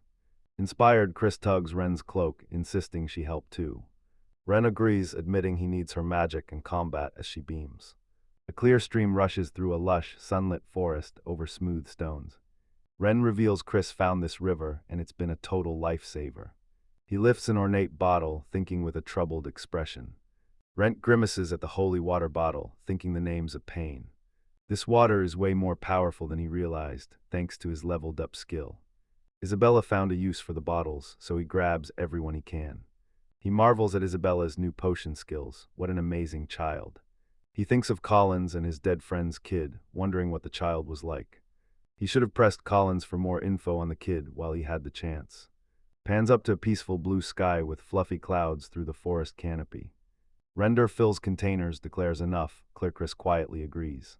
Clear Chris freezes mid-training, sniffing the air. Ren asks what's wrong. She smells Isabella. Confused that Isabella isn't in town, he asks Chris and Sis who's there. Ren's eyes widen in shock at a cloaked figure by the river. The massive figure stands frozen, face hidden in the deep shadows. Renan and Chris gasp as the figure turns, its presence ominous. The figure speaks in a bizarre, unsettling tongue. Suddenly the figure lunges, chanting dark mist and attacking. Chris grabs Ren from behind, yanking him off the path as he shouts in shock. She vows to protect her brother and crush the mysterious attacker. Flustered, Ren snaps protecting her is his line, she can't say it. He explains it's pride, pity feels like it's killing him. He shoves her aside, tanking the shadow attack himself. The cloaked figure strikes swiftly with a shadowy, wicked blade. The blow drops Ren to one knee as Chris screams his name in panic. The cloaked figure raises its hand for another devastating blow. Furious, Chris screams at the attacker for hurting her brother, but Ren stops her. Realizing his gear saved him, he sees the attacker's frozen. He spots a slight tremor, exposing the figure's weakness. Suddenly, the cloaked attacker stiffens and collapses, fight over. Ren stands and approaches the motionless figure on the ground. Chris kneels over the unconscious body, stunned the fight ended so fast. Ren calls it a close call, but Chris jokes it was easy, overdoing the gear. She looks down at the fallen figure, touches their cloak, asking who they are. Chris locks in, realizing the scent belongs to Isabella. Ren wonders about the connection and confirms it. Armed with a metal bar, he targets the cloaked figure first. The robed figure lies magically shackled and cuffed. Ren fears his new weakening gear is total overkill. He plans a new non-lethal move, swapping his cursed gear onto enemies. Ren carries the unconscious body as a hesitant Chris agrees to the plan. Ren lifts the person, shocked by their lightness. Chris notices the figure is nothing but a hollow shell. Ren stares at the figure, agreeing it's just a hollow husk. He's confused, remembering the robed figure moved moments ago. Ren must return to the village, lift the barrier, investigate. A winged woman appears, calmly revealing she's already broken the barrier. Startled, Ren asked how long she'd been there. She admitted watching. The winged woman reveals his soul is cursed. Her words hit Ren, immediately connecting to Isabella's past ordeal. The winged woman reveals it's a soul shackle forged by contract magic. Ren realizes his size makes this soul problem incredibly complicated. He takes charge, ordering Chris to summon Isabella to his mansion. Ren investigates it himself, everyone else is busy. Deep in the forest, the mansion comes into view. Ren's crew looms over the unconscious figure on the sofa. Worried, Isabella peeks in, asking if Konata needs her. Ren asks Isabella if she recognizes the unconscious person.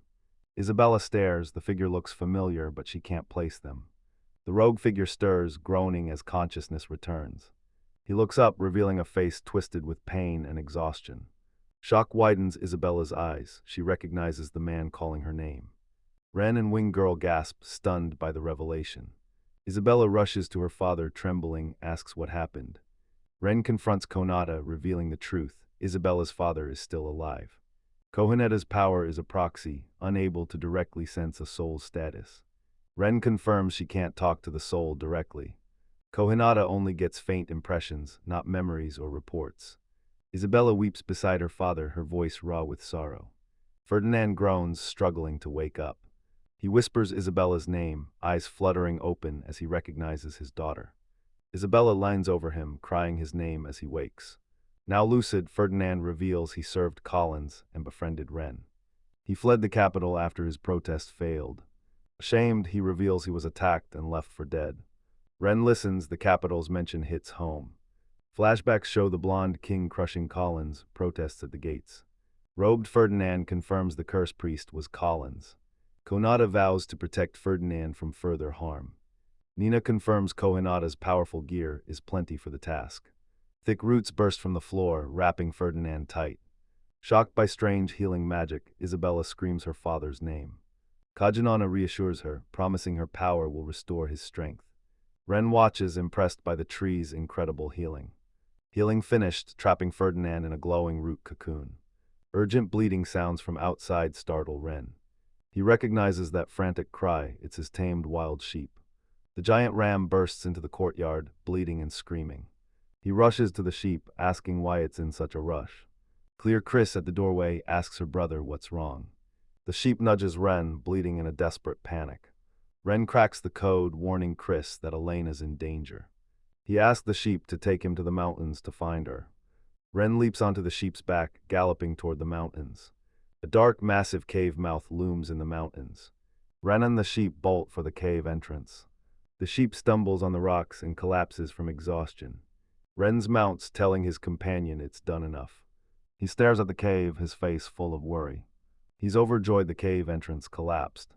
Elena's trapped, he orders his familiars to dig her out. His pig-like and goblin familiars appear, ready for the rescue. The three frantically clear the heavy rubble. After clearing a path, Ren sees no lane nearby. Dread hits him, she's gone deeper into the deadly cave. He and his familiars burrow into the collapse. He spots the world tree branch he used as a marker. Hope sparks when he sees the area around it intact. Does the branch still hold the world tree's protection?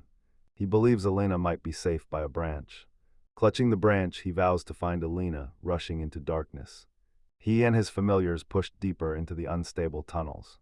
5 branches are down, the next one is the last. His eyes widen in alarm, spotting something on the cavern floor. He finds Elena unconscious and shouts her name. Ren shouts her name, relief and worry warring on his face. He rushes to her, kneeling to check her.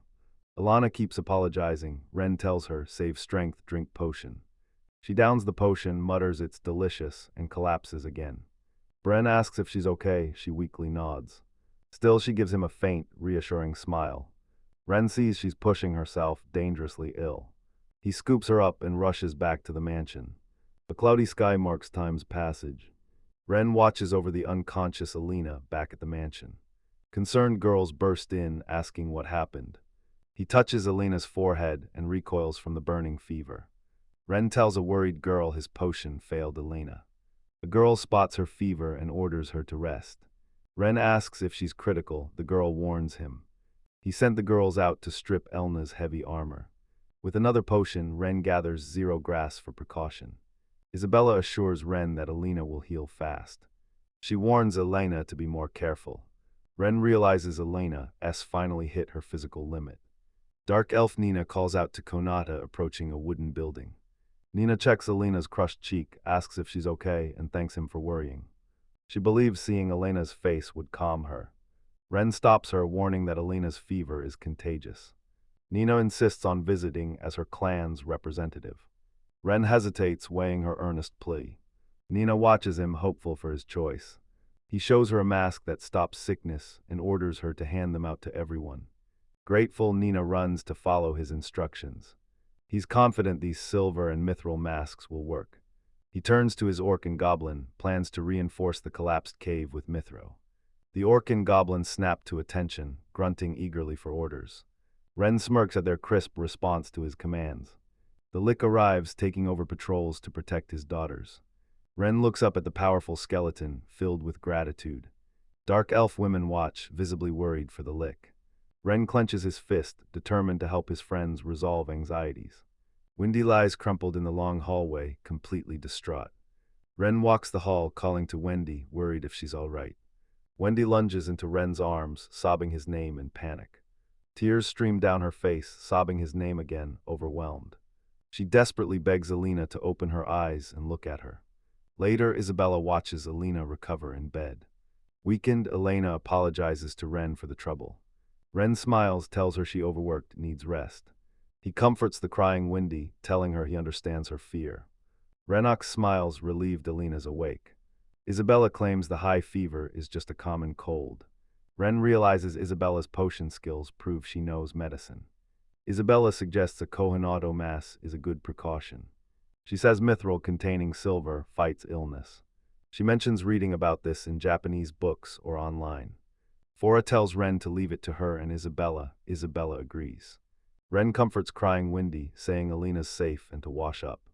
Tearful Wendy agrees she must be cheerful for Elena. Ren marvels they use world tree water for hygiene. Nina thanks Ren for the visit, relieved Elena's safe. Ren collapses on the couch, sighing at his reckless promise to heal Elena. He regrets having no medical knowledge from Japan. A calm voice calls Kohinata-san from out of sight. A Valkyrie appears, serene and reassuring. She tells him not to worry, she'll grant Elena her divine protection. Ren thanks her, asks why the world tree duo failed. Elena is fighting a sickness, but her pure heart lets the Valkyrie intervene. Ren gets her condition is like an immune response to a virus.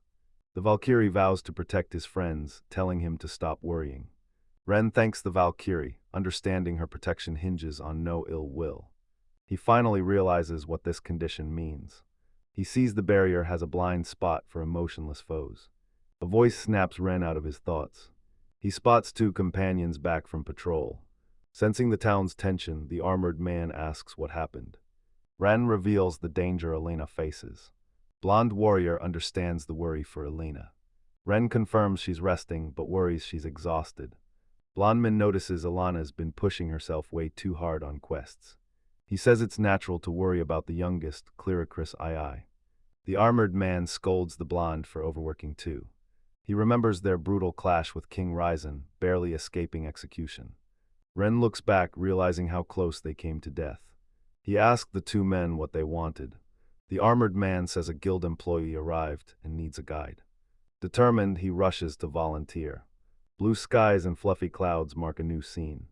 A massive stone wall looms under the same sky. A charismatic man named Lena introduces himself as Teliria's acting vice guildmaster. Ren stares, shocked by the man's rumors about him. Lena hypes up Ren and declares his plan to lead adventures here. He tells Nippers he proposed a new guild. Ren knows an official guild boosts defense and stops future drama. Understanding the proposal, Ren agrees to call the Dark Elves leader. Lena smirks at Ren's lick bond and impressive sword. He knows Ren's every move and reveals his weapons are trending. Speechless, Ren mutters trend in disbelief. Cut to the half-timbered houses of the growing Dark Elf village. Lena, Ren, and the Dark Elf Elder scout their new guild base. Elder questions building the guild this spot. Lena says it's near the center, but the gate is better. Ren heard the exchange, asking for the decision's reasoning. Lena won't force the reclusive Dark Elves into the town center. Location decided, Lena sent Render. He mulled his new ally. Ren realizes more guilds bring more people, requiring more facilities. New buildings underway, skeletons and elves work together. Pointing to a building, the Lick asks Konata if the materials are enough. Rena assures him they're fine, thanks him, then tells the Lick to leave it to him. With the town growing, he needs more homes and shops. Nina confronts Ren, asking if Dark Elves are okay with rapid changes. Nina grins, calling this a massive opportunity for her people. She offers her help, Ren accepts. Isabella rushes up, shouting Cohen's name excitedly. She thanks him for the tool shop to finally make potions. Ren smiles, thanking her for examining LNM. Isabella reports Alina's condition stabilized, she can care for herself. Ren credits the whole team for her recovery, not just himself. Isabella excitedly offers Kohinata her homemade potion. She's only ever made them for herself. Ren takes his sip, only making potions for himself until now. His eyes light up as he shouts it's delicious, making Isabella beam. Isabella says potions are bitter, but pure water makes them wonderful. He praises the potion's taste and energy boost, telling Alina to drink up. Holding the ornate bottle, he wonders if sacred water will boost its power. Isabella confirms his theory thoughtfully, but hesitates before speaking. Outside, she explains the problem. Powerful potions are too expensive. Abel admires the container, noting its expert craft and massive value. A phrase in this world grabs Ren, sparking a sudden realization. Panicked by his gaze, Isabella backtracks, stammering it was a normal thing to say. Ren's face shows understanding as he processes her slip. Turning away, he wonders if he ever told her he's from another world. Isabella wonders if she should ask Nebus Konata's worth. A massive timber house stands deep in the sunlit forest. Wendy splashes a friend at the pool, inviting reluctant Renlin. Renlin watches with a detached, serious stare. Poolside, Ren tells the girls he's taking a break. Isabella marvels she'd never swim this season. Ren built the pool, a Valkyrie warmed the water like a hot spring. Watching them play, Riley knows Undine would be jealous. Isabella smiles, Nibber's venture proves her a skilled businesswoman. Ren sits and asks Abela for a potion business update. Smiling, Isabella reports she found a great location for their settlement. Ren smiles back, relieved to hear about her progress. Iris calls Alina over, inviting her to feel the pure water. Alina turns them down and skips the swim. She says her body's fine, but won't worry anyone by overdoing it. Ren smiles gently, relieved she recovers under the Valkyrie's protection. Wendy splashes Ren, telling him to quit talking and jump in. Flustered, Ren doubts if others' fun is enough. The dark-skinned Kohinata taunts Nina, claiming she lost because she's a weak swimmer. Nina challenges Kohinata to a rematch, and she accepts. Beautiful Farah steps forward with a brilliant smile, offering to judge the contest. Ren blushes, thinking everyone's cute, but Farah is on a whole other level. Competitors poised at the pool's edge, she raises her hand to start the race. She orders the start with a sharp crime. Nina and Kohinata dive into the water, neck and neck. Farah watches the girls tear through the water at insane speeds. She notes their speed, and Ren beside her agrees. Alina is stunned by their raw talent, they're swimming at insane speeds without any gear. Red's gear makes her much stronger. Ren sits poolside, watching the girls swim from afar. He flusters as Alina walks past, the view's too much. He gasps and quickly looks away as she passes. Alina walks the pool edge, destination unknown. Four raises her arm, calling the finish of this intense race. Bren's amazed, exclaiming both swimmers were incredible. Hyped by the action, Chris asks Isabella what she thought. Clear Chris tells Isabella she wants to swim that fast too, and they'll practice. The girls walk away hand in hand, telling Ren they're just like sisters. Ren watches content, hoping to keep the town peaceful. Next day, Ren's talking construction when a friend approaches. Konata bursts in. Bishop Arborz's carriage is approaching. Ren asks if it's the Hashiku church, wondering if their new barrier will hold. Kohinata, unsure, reports a large group pushes into town. Ren's eyes widen at their sudden arrival. He walks with Konata to the wall, questioning the church's people. Miles away, a carriage driver mutters as his horse suddenly halts. From her lavish carriage, Lulara demands why they stopped. Orna warns a massive barrier blocks their path. Lulara, Amiko of the church, rages, blocked by the barrier. She's livid she wasn't the first to hear the world trees were reborn. Orna says only part of their retinue can't enter. Lulara spots the rejected soldiers and finally understands. She realizes they're Viscount Arla's men, dragged here by force. Lulara dismisses them, the barrier repels evil hearts. She recalls Arla's invasion, fueled by dark elf greed. She hates her weakness, wishing she'd crushed those fools herself. Orna asks to record names of the rejected. Lulara agrees. Lulara's stunned as the barrier scans everyone, even her. She decides to relocate their HQ to this vital town. She knows the church is the enemy, but she's handling the threat right in front of her. She nears the wall, finding it even more formidable. Orna finds the hidden wall is solid mithril. Lulara is astounded who built this in a month. Orna's intel reveals the man, Ren Kohinata. Lulara links the name to Otherworlders, remembering hero Teria Aaron. She realizes he's another summon from another world. Ancient texts reveal Otherworlders built nations a century ago. She thinks their desperate escape lost the summoning method. Rumors claim court magician Teria Aaron involved, but Lulara wonders why. Orna reports everyone cleared by the barrier is finally inside. Lula's face splits into a sliced smile. Another world in this town, that's wild. Ren and his crew face the grand carriage and its guards. He eyes the vehicle, wondering who commands such presence. The door swings open, revealing a crest as a figure emerges. Orna emerges, introduces herself as Lulara Sama's servant, and confirms Ren's identity. Ren apologizes for Arla, but Orna shuts him down. She sizes him up, wondering if he's actually a good guy. Orna Tessam asks coolly, Arla's accomplice or seeking revenge. Miko Lulara emerges as Hashiku Church's true leader. Ren's jaw drops, standing there isn't a powerful adult, but a little girl. Lulara looks up seriously, declaring her small size hides great ambitions. She leads Ren's group to a massive house and welcomes them inside. Lulara eyes the mansion, a living part of the world's tree. Chris rushes to Ren, proudly announcing she's finished cleaning. Ren thanks her warmly, she beams back happily. Lulara and Orna watch the domestic scene with curiosity.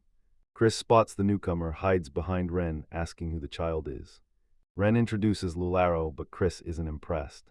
She recoils, clings to Ren's leg, and shouts she hates this new girl. Orna and Lulara watch. Orna muses their dream of coexistence might happen here. Her comment sparked his curiosity, so he asked about the dream. Farah tells Ren and the group to move the talk inside. Attendant Orna asked Priestess Lulara how she wished to be addressed. The group settles on a plush sofa in the bright living room. Wendy peeks in, asking Ren about their new guest. Ren introduces Lulara and Orna from the Hashaku church, then names Wendy his priestess. Outraged, Wendy grabs Ren's collar, protesting his title for her. Ren smiles awkwardly through the fumes, while Lulara calmly watches the chaos. Lulara asks Ren if he named the girl, who's called Clear Chris after a legendary sword. Ren eyes Lulara, confirming he named her after that story character. Shocked, Lulara asks if he really gave a child that legendary name. Lulara reveals Clara Chris was Aaron Lyce's former slave queen. Quietly processes this stunning revelation, murmuring its unexpected gravity. Lulara remembers a man from Aaron Lyce tied to demon slaves a year ago. Shocked, Ren demands if her story about the man is true. Ornith recounts her inspection of an orphanage in Ryzen's slums. As they prepared to leave, a child snuck up with an urgent story. The kid whispered that horned children vanished whenever a well-dressed man visited. Rumors of slave puzzles and illegal trading spread, impossible to confirm. Before they could investigate, the entire operation vanished. Worried, Ren asks if they found any leads to clear Chris' parents. Lulaire reveals the records only list purchases, leaving no trace of interregional sales. She suspects a hidden demon settlement in the forest. The small operation makes tracking the missing kids nearly impossible. He realizes investigating the 3 towns near Chris was found could yield clues. Ren thanks her for the intel, but Lulara brushes it off. With a heavy heart, Lulara admits her search for slavers is driven by guilt for inaction. Silence fell as Ren and Chris reeled from Lulara's tragic confession. Sharing a determined look, Ren and Chris brace for the difficult task ahead. Fueled by fury, Lulara vows to build the church headquarters on this land. Ren shouts, shocked by her sudden, audacious declaration to build headquarters. Lulara admits to Ren's shock she spoke on pure impulse. Frustrated, she's compelled to act now the powerful World Tree is here. Chris questions plans to harness the World Tree's massive power. Lulara confirms her intention, seeing no other path forward. She hates her weakness, feeling her Miko title is just for show. Ren questions her role but postpones deeper discussion. Lulara vows to use anything, even the World Tree, to crush the church's corruption. Ren understands her pain, but her methods are extreme and worrisome. Orna apologizes, confirming both priests are corrupt and untrustworthy. A worried Lulara asked if other corrupt priests exist besides Arbra. Bren suddenly realizes they're clueless about the corrupt priest Collins and Aaron Lates. He recounts how Collins used a cursed punishment stone to torment Isabella. Lulara is stunned. How was the unbreakable punishment stone stolen from its prison? Ren's mind flashes with the stone shattering, an impossible event he saw. He hides the truth, knowing the full story is way too complicated. Wendy boasts she shatters the stone with one instant touch. Lulara stares in shock, asking if this is even possible. Orna cries out as Lulara shoots to her feet, eyes full of purpose.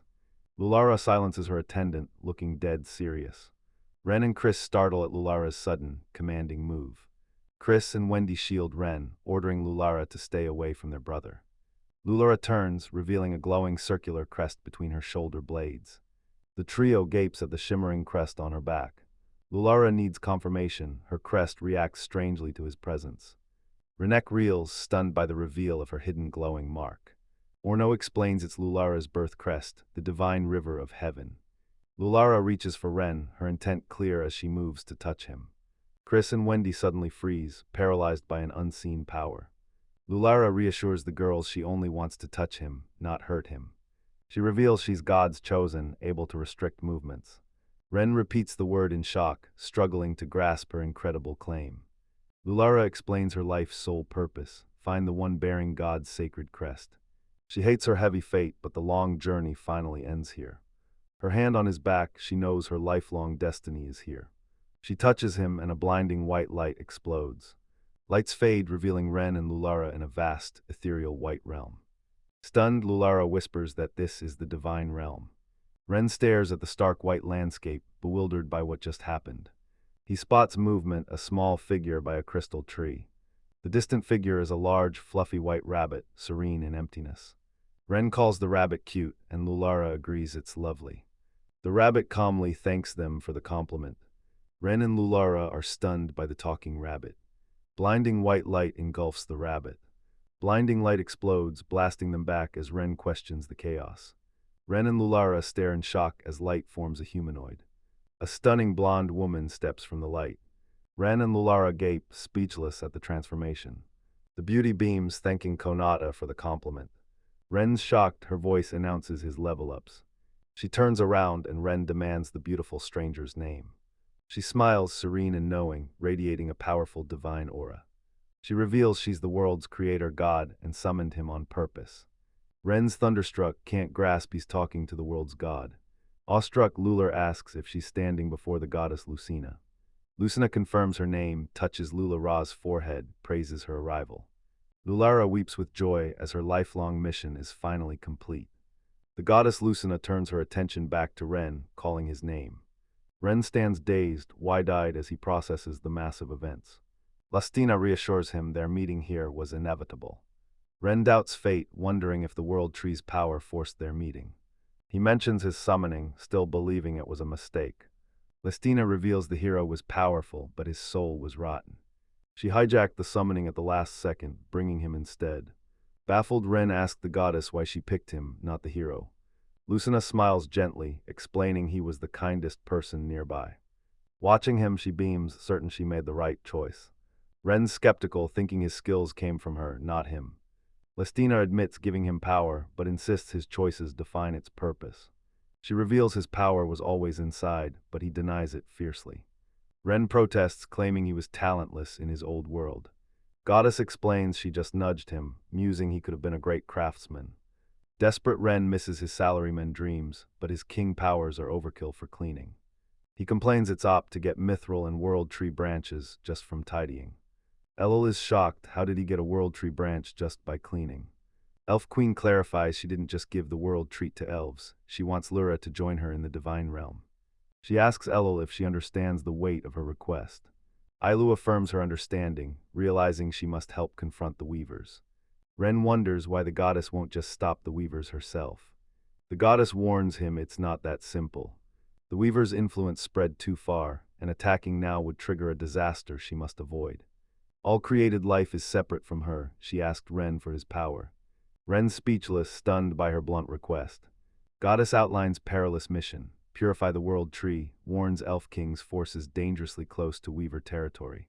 She warns the Weavers strike before winter, leaving the world's trees to the Elf Queen's protection. She gifts Ren a magnificent crystal-tipped staff for his long journey to the Elvenlands. Ren eyes the ornate object, asking what it is. The goddess says this staff teleports him straight to the Death Tower's peak. Aelal screams at Death Tower. Ren stays confused. She describes Blade Mountain, a treacherous demon domain with its tower, full of armed monsters. The goddess mourns her tower sanctuary, as no one has ever reached it. The Elf Queen is confident Ren's party will succeed, then asks if his equipment is ready. Blade Mountain is a natural fortress, giving the elven capital Evil Guard a massive strategic edge. He weighs the plan, believing Dark Elves' aid and world power ensure victory. The Elf Queen gazes at Ren, whispering her gratitude. She bows deeply, apologizing for summoning him to this world. Ren panics, shouting that a goddess shouldn't bow to a mere mortal. She insists on apologizing for severing his world connection and burdening him with this fate. Ren stares down, feeling the crushing weight of the burden she gave him. He refutes her claim, saying he forged strong connections with those who helped him. Living among these people now, he vows to help them. The goddess gazes at him, softly understanding. She reveals his parents never stopped searching after he vanished. Ren's face darkens, realizing the pain his disappearance caused. Old work texts flash on screen, reminding him he once felt totally invisible. He regrets worrying his parents, wishing he could tell them he's okay. The goddess tells Ren to explain it directly, leaving him totally confused. She waves her hand, a swirling light portal swallows Ren. He screams as the vortex rips him through time and space. He stands before his shocked parents, who gasp his name in disbelief. The goddess apologizes for their short, dreamlike reunion. His mother rushes forward panicking, while his father confirms he's alive. Ren can't explain his unbelievable situation. He assures them he's safe in another world, apologizing for their worry. His mother's face drops, her voice shaking as she asks if he'll ever return. Looking down, Ren sadly admits returning is impossible. He looks up, vowing to finish his mission and asking for forgiveness. His parents stare back, stunned silent by his words. His father notices Ren's finally a man, shocking his mother. He declares children must stand alone, and Ren must keep his word. Ren is stunned by his dad's sudden support. Mother chides father for acting cool. Ren mediates their bickering. The goddess interrupts, warning them their time is almost up. His father jokes Ren couldn't find a girlfriend at home, so he got one in another world.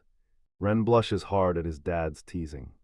As the portal closes, his mother shouts final advice: eat well, don't cause trouble. She tells him to stay healthy as the portal vanishes. In the divine realm, Ren complains his parents are loud. The goddess smiles, telling him his parents are great. Teary-eyed Ren quietly agrees with her. The goddess says time's up, leaving the future in his hands. Zirin Urana accepts his mission, the world dissolving in light. He snaps awake back in his bed. Wendy and Farah look down at him concerned, asking if he's okay. Ren sat up dazed, asking what happened. Wendy explains he and Laura floated when they touched, then he blacked out. She brags about carrying him to bed and demands a reward. Fora holds the wind back, asking Ren what happened. Ren remembers his wild encounter with the goddess. He looks up at the wooden ceiling, his mind processing the surreal event. He whispers in awe, God is real. For never believed in gods, not since her home fell. Ren remembers Farah's ties to the noble Gazelle family. Forrest Miles says becoming a guild receptionist let her meet Ren, and it worked out. Ren gazes at her warmly, moved by her words. Farah realizes Lucina can't interfere much in their affairs. Suddenly, the newly awakened Elul and her aide burst in. Ren sees Laura awake, and she confirms she woke up first. Her crest reacted to divine energy, so Laura is building the church. Ren hesitates, already meeting the Starlight Church goddess. Laura kneels, begging for healing, military aid, and childcare. Ren weighs the request, decides a small church is manageable. Farah watches, still unable to trust them. Overjoyed by his agreement, Laura thanks him, her face beaming. Ren sighs, realizing he won't see Lucina again for a long time. Lauren and Hooray rush to prepare their new church. Ren suggests building the church outside the castle walls. The aide whips around, questioning building outside the main wall. 11 words, 16:2 equals 14 words. Okay, so I need to stay between 11 and 14 words. The town is simply too small. On a diagram, he reveals his plan to build a second wall, expanding town borders. They finally realize the massive scale of his wall project. The next day, construction booms under clear skies. Skeletons haul heavy bags along the new wall. A worker calls to Konada, overseeing construction from the ramparts. The worker asks how deep the new mode goes. From the wall, Wendy thumbs up, shouting the depth's fine. Elena leads the digging to link the moat and town. A dark elf and his skeleton crew roared triumphantly, holding new shovels aloft. Kohai eyes the massive defenses, realizing their total overkill for the elves. He calls Kajuna Dadono below, kicking off their project's next phase. Atop the fortified walls, Gunter waves in full plate armor. Konada finally remembers Gunter and the Steel Fangs, the guild that pushed him to join. Konada jogs to Knight, asking if something is the matter, as Gunner has something to discuss. Gunner sees Konada's team is rather spineless. The Knight explains they specialize in close-quarters combat. While talking, Konada watches Gunter's armored guildmates spar with Roman weapons. He smiles, admiring their badass gear. Koinada tells Gunner his team's setup is perfect. An aggressive Knight joins Gunner, confirming he and the sub-leader agree. The newcomers bellow, questioning Konada's fine. He warns his 15-man team's lack of diversity is a death sentence. The Knight admits he came to town after hearing a dark elf was present. Kohinada calls them friends, but the newcomer shuts that down fast. Realizing the situation, they deduce the team needs a magic user. Impressed by his wit, the Knight shouts that he caught on fast. Tonight, Shayna introduces himself as Gunner's subleader, revealing they're from the same village. Gunner snaps that he's the one cleaning up Shane's mess. Konada watches their familiar bickering with weary amusement. Shayna rips Gunner's helmet off, ordering him to practice talking without it. Helmet drops, reveals not a man, but a pretty blonde girl with innocent eyes. Exposed and humiliated, she shrieks and drops to the ground, hiding her face. Shayna tells a shocked Konada he hates her hiding her pretty face with the helmet. He orders Konada to find a dark elf recruit and strides off. Flustered girl timidly calls to the Gunner, but he can't hear.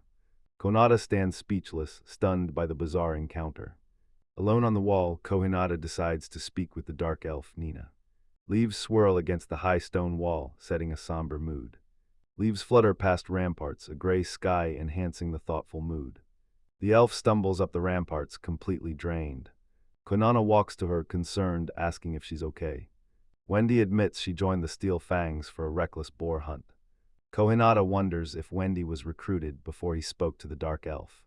Wendy admits the guild's reckless tactics made the hunt a blast. She smiles, adding firing her bow was enjoyable. Konada realizes Wendy is a pro-adventurer and a master archer. Shayna returns thrilled, catching Wendy before she fled the ramparts. He raves about her skills, recounting how she saved him during the hunt. Shayna declares with her on their team, they'd aim for the top of the adventure world. Konada glimpses Wendy's perfected archery and surging magical power. Blushing from praise, Wendy playfully calls Shauna Renren. Kohinata seized the chance and invited Wendy to join. A sudden invitation stuns Wendy, eyes wide. She stares at Kohinata, her face twisted with painful conflict. Kohinata sees this as Wendy's chance to grow as an adventurer. Wendy's torn, caught between two paths and two groups of friends. She's indebted to Kohinata for saving her life and wants to repay him. Shayna hypes her up to join and reach the top. Kohinata urges her, break free from duty, choose her own path. His words backfire and Wendy's face crumbles. She collapses, wailing to stay with Kohinata, declaring she's his. Her intense emotional outburst leaves Kohinata and Shayna stunned. Shayna realizes his mistake, quickly apologizing for his harsh words. Koina pulls the sobbing Wendy to her feet and leads her away. As they walk, Wendy cries, her back turned to him. Kohinata listens, truly connecting with her heart. She tearfully names friends she'd miss if she left the group. He whispers her name, finally realizing her deep bond. He knows meeting his companions was his new life's greatest treasure. Kohinata nods, realizing their bonds are more important than ever. He tells Wendy she's his companion, he'd be lost without her. His words hit home, but she's still a sobbing mess. He playfully adds if they let her run wild, she'd cause trouble. Tearing up, she pouts and punches his arm, calling him mean for teasing her. Kohinata smiles, this is the real, spirited Wendy. Her mood flips as she leans in, offering a hug to prove their bond. She teases him, he gets flustered like her friend Farah. Panicked, he shoves her away and tells her to stop the nonsense. She teases his defensiveness, implying he has a crush on Farah. He remembers the guy in glasses and his secret crush. Kohinata sputters, blushes, overwhelmed by her teasing. A massive timber building towers over the sunlit town.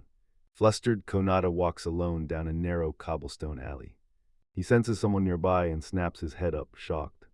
Farah stands before him and he stammers her name, still flustered from earlier. He sees the town growing, so he must build another wall for everyone. He knows his feelings for Farah are deep. He clenches his fist, summoning the courage to speak to her. Blushing, he awkwardly suggests a break together. Farah stares him down, her expression unreadable. She smiles warmly, saying, of course. Overjoyed, Kohinata's heart soars as he speaks again. Walking, Farah suggests he drop formal honorifics. They've been partners a while, so she tells him to relax. Blushing, Kohinata stammered, agreeing to her plea. They walk the bustling streets of the town they built. Farah smiles, seeing the town finally thrive. Kohinata agrees, pleased by the town's happy residents. The stall woman offers them a tied bag of fresh biscuits. The vendor gives them free treats to thank them for helping.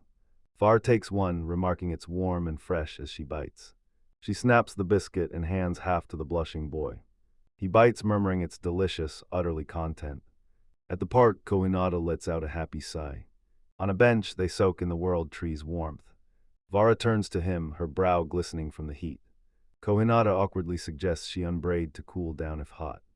She asks if her hair looks weird, but he instantly denies it. She looks down, silently twisting her braid in thought. Var says her mother styled her hair this way before the attack. Kohinata empathizes, understanding the painful history of her hairstyle. Ren pauses nervously as he starts to speak. Ren spots Pharaoh on a bench, notes her familiar hair. Four reveals her hairstyle holds a cherished memory. Ren blushes, praises Ferris's cute braids. Farah turns bright red when Ren calls her cute.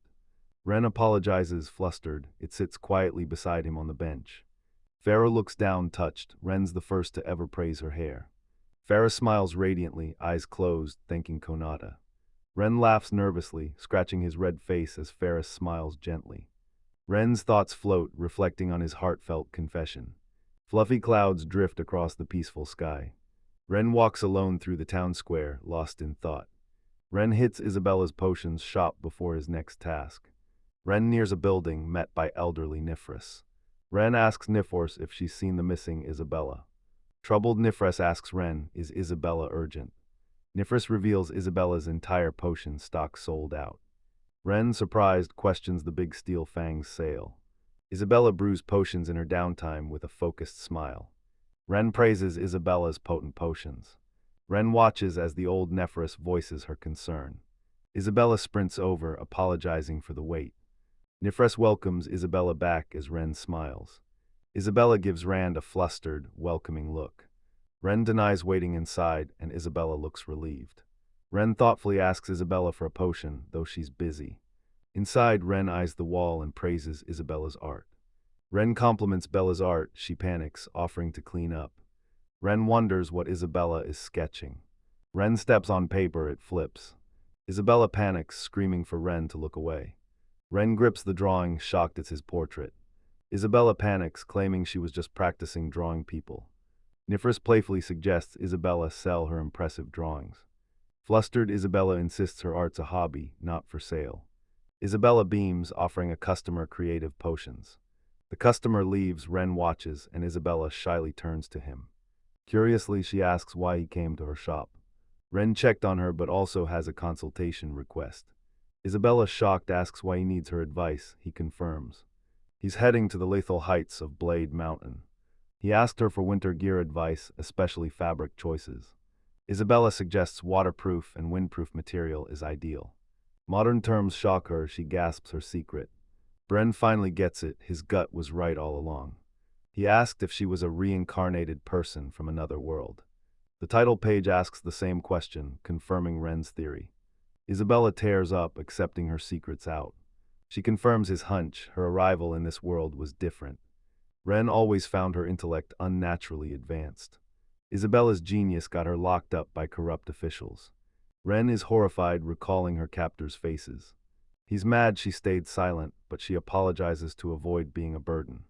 Ren smiles, brushes off her apology, says their future matters. Overwhelmed, Isabella gives a heartfelt yes. Ranting muses, they assume she's Japanese. He notices their pop culture is 10 years behind.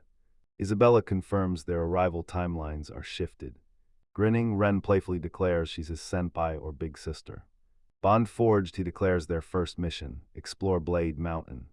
Days later, the expedition team assembles in a grand timber house. Skeletal Mage Lich asks, ready for the journey. He's ready, but he's second-guessing the plan.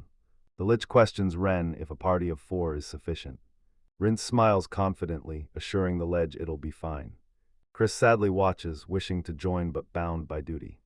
Their ace departs, leaving Isabella to defend the town. Somberly, Chris agrees to stay behind. Impressed by Isabella's maturity, Ren heads out for the deadly mission. In ornate crystal tipstaff lifts, unleashing a flash of teleportation magic. Blinding light engulfs the scene as the spell hits. The party lands straight into a fierce, biting snowstorm. Farah gasps in awe at the sight through the swirling snow. A massive ancient stone tower stands defiant against the storm, filling her with awe. From the tower, they overlook massive snowy peaks under a clear sky. Lich spots Evo Garden's distant capital, marveling at the distance they crossed. Ren compares the insane distance to traveling from Japan to India. Skeletal Mage Arc announces his plan, send minions to secure the tower's perimeter. Farah joins Arc while Lick stays behind to guard the roof. As others scout, Ren remains in the tower, prepping it as their new base. The women agree to stock up and make the tower comfortable. Arc chuckles at their plans to build a private villa. Inside the tower, Ren descends a grand, winding spiral staircase to explore. The massive 12-story tower makes him sigh at the daunting task. His satchel chimes, revealing a new magic item. He opens the bag, glad his companions already crush monsters. He grips 2 glowing orbs, a living weapon and a blade runner. Pondering Blade Runner, he pictures a comical, scuttling dagger. He manifests the items, thrusting the glowing orbs forward to activate them. In a flash, dazzling sentient swords appear, ready to serve him. Stunned, Ren shouts about how insane the weapons look. Turning to the helmeted sword, he accepts it as his companion. A thought hits him, can these living weapons be enhanced? As his hand touches the blade, a soft, ethereal light ignites. Golden light engulfs the blades, beginning their transformation. The weapon's sudden golden sheen confuses and alarms him. He activates Appraisal to decode the strange transformation. Appraisal completes, his eye flies open, utterly astonished. Appraisal confirms the shock, these blades are now legendary hero cane. He sees the metal isn't gold, but a familiar game material. Ren ponders the strange horned sword. He eyes the brilliant shine, betting it repels magic. Skeptical, he puts his theory to the test. A wisp of magic flows to the weapon's sharp tip. The sword lunges, startling Ren and confirming his suspicions. Sweat forms, he knows this weapon's perfect for elves. Atop the desolate tower, his crew heads back. The skeletal lord senses an ominous disturbance in the distance. Ren appears asking what caught his commander's eye. Skeleton Lord reports his scouts are locked in a massive battle. From the mountains, a voice sees enemy hordes closing in. A skeleton army claws from the ground into the light. The skeletal horde slams into the elven warriors in a fierce clash. The blonde leader fumes as a weapon barely misses his comrade. Reckless horned warrior charges, demanding the retreating enemy wait. Ahab warns Chloricris, exasperated by her stubborn pursuit. Ren grimly states these enemies are the real issue. Ren spots a companion through the trees and shouts. Ahab waves casually to Ren, signaling his arrival. He eyes the broken elves. The final battle has begun. Ren clenches his fist. Long-range attacks on Evilguard won't land. Ahab reports 30 enemies fled, but Chris recklessly hunts them down alone. Sweat beads on Ren's cheek as he voices worry for her safety. From the trees, a cheerful voice calls out, returning to the clearing. Chloricris emerges, bragging she just captured another foe. Ahab praises her incredible skill. Ren stands speechless. The beaten elf in gold armor lies out cold on the ground. Captors find her unconscious as a magic barrier blocks their path. I point to a nearby cabin for a real interrogation. Determined, he uses this capture to reach the woven elves.